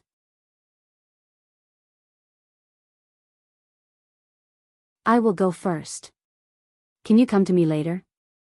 Lin Yuxian chuckled softly. I have informed the kitchen. Dinner is early today. Godfather, wait for me for a few minutes. Li Dongqing turned and looked in another direction. The two servants each carried a food box and walked into the garden in a hurry. Lin Yuxian glanced at Lin Fengting awkwardly, hoping that he could help him out. Lin Fengting was about to say something, but he found that Li Dongqing was also looking at him. The child's eyes were very calm, without any emotion. Lin Fengting's mouth twitched. He sighed and said, then let's go together. The young and beautiful maid put the food box on the table and took away the fruit plate. Li Dongqing opened the food box obediently and took out the food inside. It was a large bowl of rice with a strange luster. The rice was the best rice, but it was mixed with a lot of materials, with a kind of fragrance like medicinal herbs. There were 3 dishes and 1 soup, all of which were beautifully prepared. One dish was fried meat that was somewhat translucent, 2 dishes of unknown green vegetables, and a bowl of very clear soup that exuded an alluring aroma. Li Dongqing didn't greet Lin Yuxian and Lin Fengting. He ate alone in silence. He knew that his godfather didn't need to eat. And his master wouldn't eat these things either. He didn't dislike them, but he was afraid of wasting them.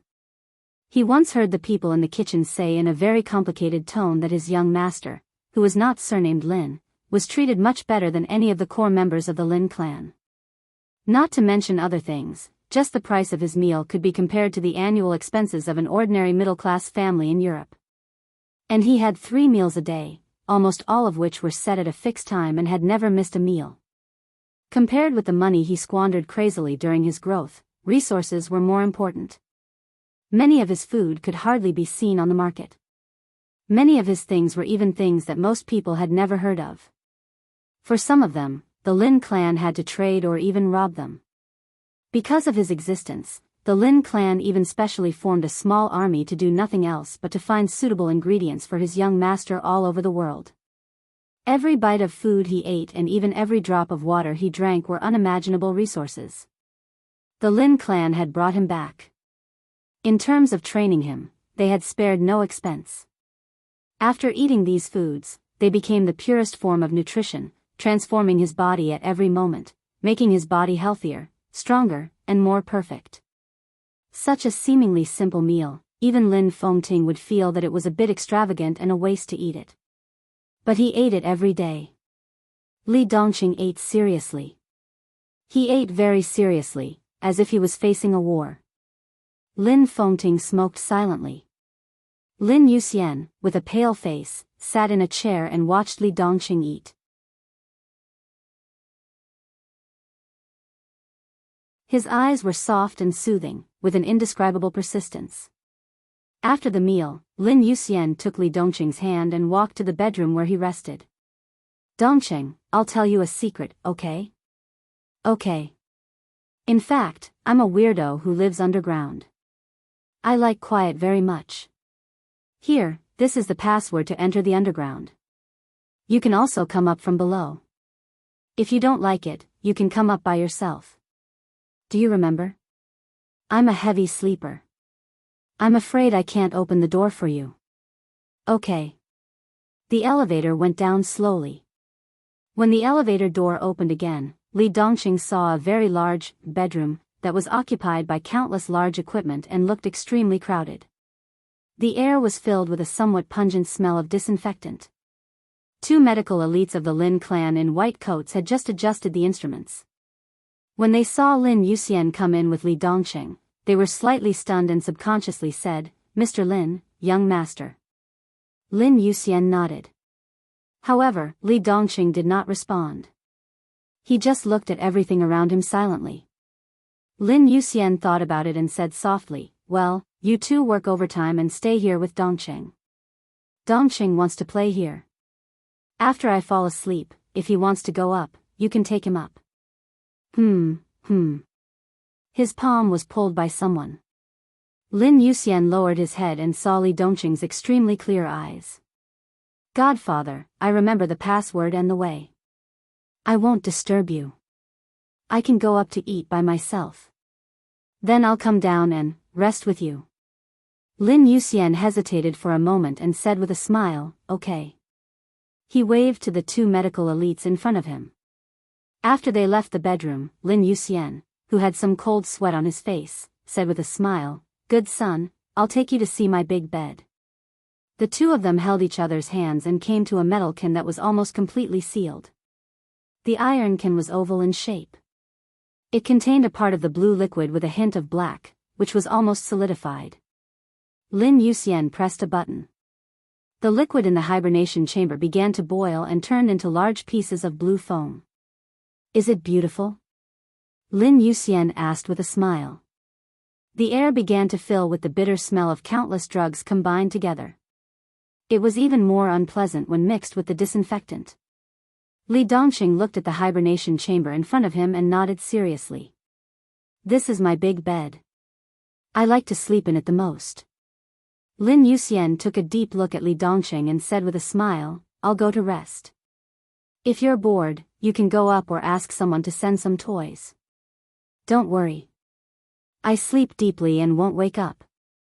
"Okay." Li Dongqing nodded. Lin Yuxian took off his clothes and opened the hibernation chamber. The moment he took off his clothes, a body full of bruises appeared in front of Li Dongqing. Chest, back, thighs, arms. On Lin Yuxian's body, there were countless wounds crisscrossing, which looked like a very ferocious and strange pattern. There were some new wounds. The moment the bandages were removed, blood flowed from the wounds. Lin Yuxian, who was pale, gritted his teeth, but there was a smile at the corner of his mouth. In this way, he looked like a rag doll that had been torn up at will and violently sewn together. Li Dongqing was neither afraid nor excited. He just stood there and watched silently. Lin Yuxian slowly lay down in the hibernation chamber.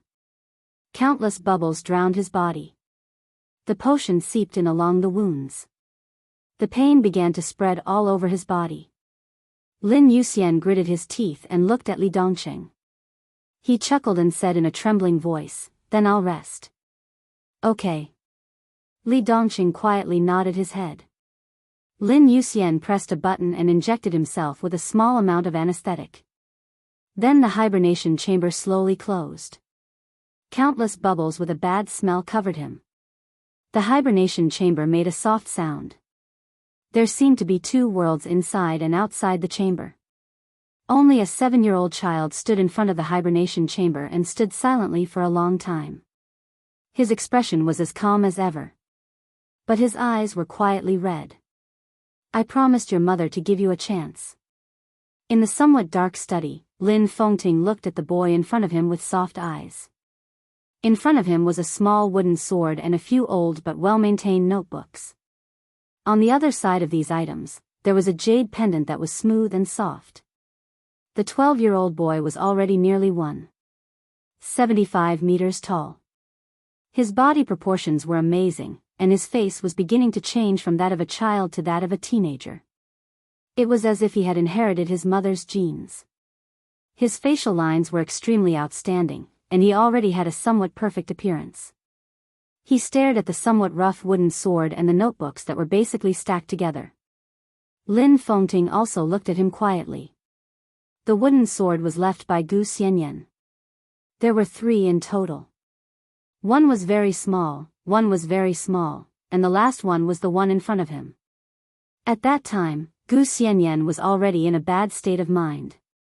She was even a little unconscious, but she still left her son a few toys that she made herself. Although the workmanship was poor, they were Li Dongqing's favorite when he was a child. "Dongqing, it may be a little early, but I still want to say that it's time to choose your future direction. On the sofa in the corner, Lin Yuxian said softly. Lin Fengting glanced at his son, shook his head, and patted the wooden sword and the notebook. He said softly, "Your biological parents are very great people. No, in the eyes of the dark world, your father can even be said to be the most great person in hundreds of years. He represents a glorious era that belongs only to him."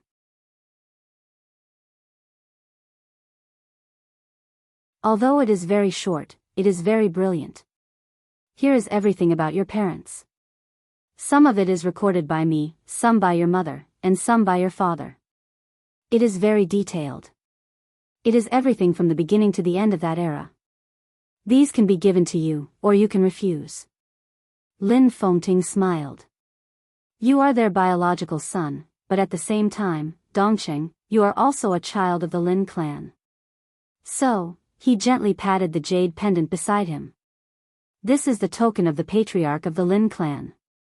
It is also another choice for you. If you choose this jade pendant, I will officially announce that from today on, Li Dongqing is the heir of the Lin clan. I am old. After me, you will be the patriarch of the Lin clan. The martial arts of the Lin clan, all the resources of the Lin clan, and all the information will be open to you. After I die, you will take my place to guard the countless branches of the Lin clan. When you have nothing to do, you can travel around the world. You will be as rich as a country, free and unrestrained, and live a carefree life. These are all yours. He gently patted the wooden sword beside him. If you choose this, what you get is actually just a story, the story of your biological parents. But you will also bear a lot of things, a lot of resentment, and a lot of hatred. These should be borne by you, but also should not be borne by you. Your future life will be completely different from now. I can't describe what kind of life it will be, but it will definitely be different from the life you choose this jade pendant for. Lin Fengting looked at Li Dongqing deeply. Child, what do you choose? Master, Godfather, actually, in a somewhat dark environment, Li Dongqing quietly looked at the wooden sword in front of him and whispered, actually, there is one thing you didn't tell me. What? Lin Fengting suddenly felt a little uneasy and worried. That is, Li Dongqing laughed. His eyes suddenly turned red. I shouldn't have been born in the first place. You didn't tell me that the reason why I was able to be born smoothly was because my mother killed my biological father with her own hands. Lin Fengting and Lin Yuxian trembled at the same time. The two stared at the young man with red eyes in front of them. Li Dongqing lowered his head slightly and murmured, I don't know why. He laughed self-deprecatingly. Actually, I remember it all. I don't know why, but I really remember. I remember everything when I was a child, and I can feel that my mother seems to have really gone to a very, very far place. You're tuning into the Romantic Tales YouTube channel. Don't forget to subscribe and join us on this journey to catch the most captivating stories.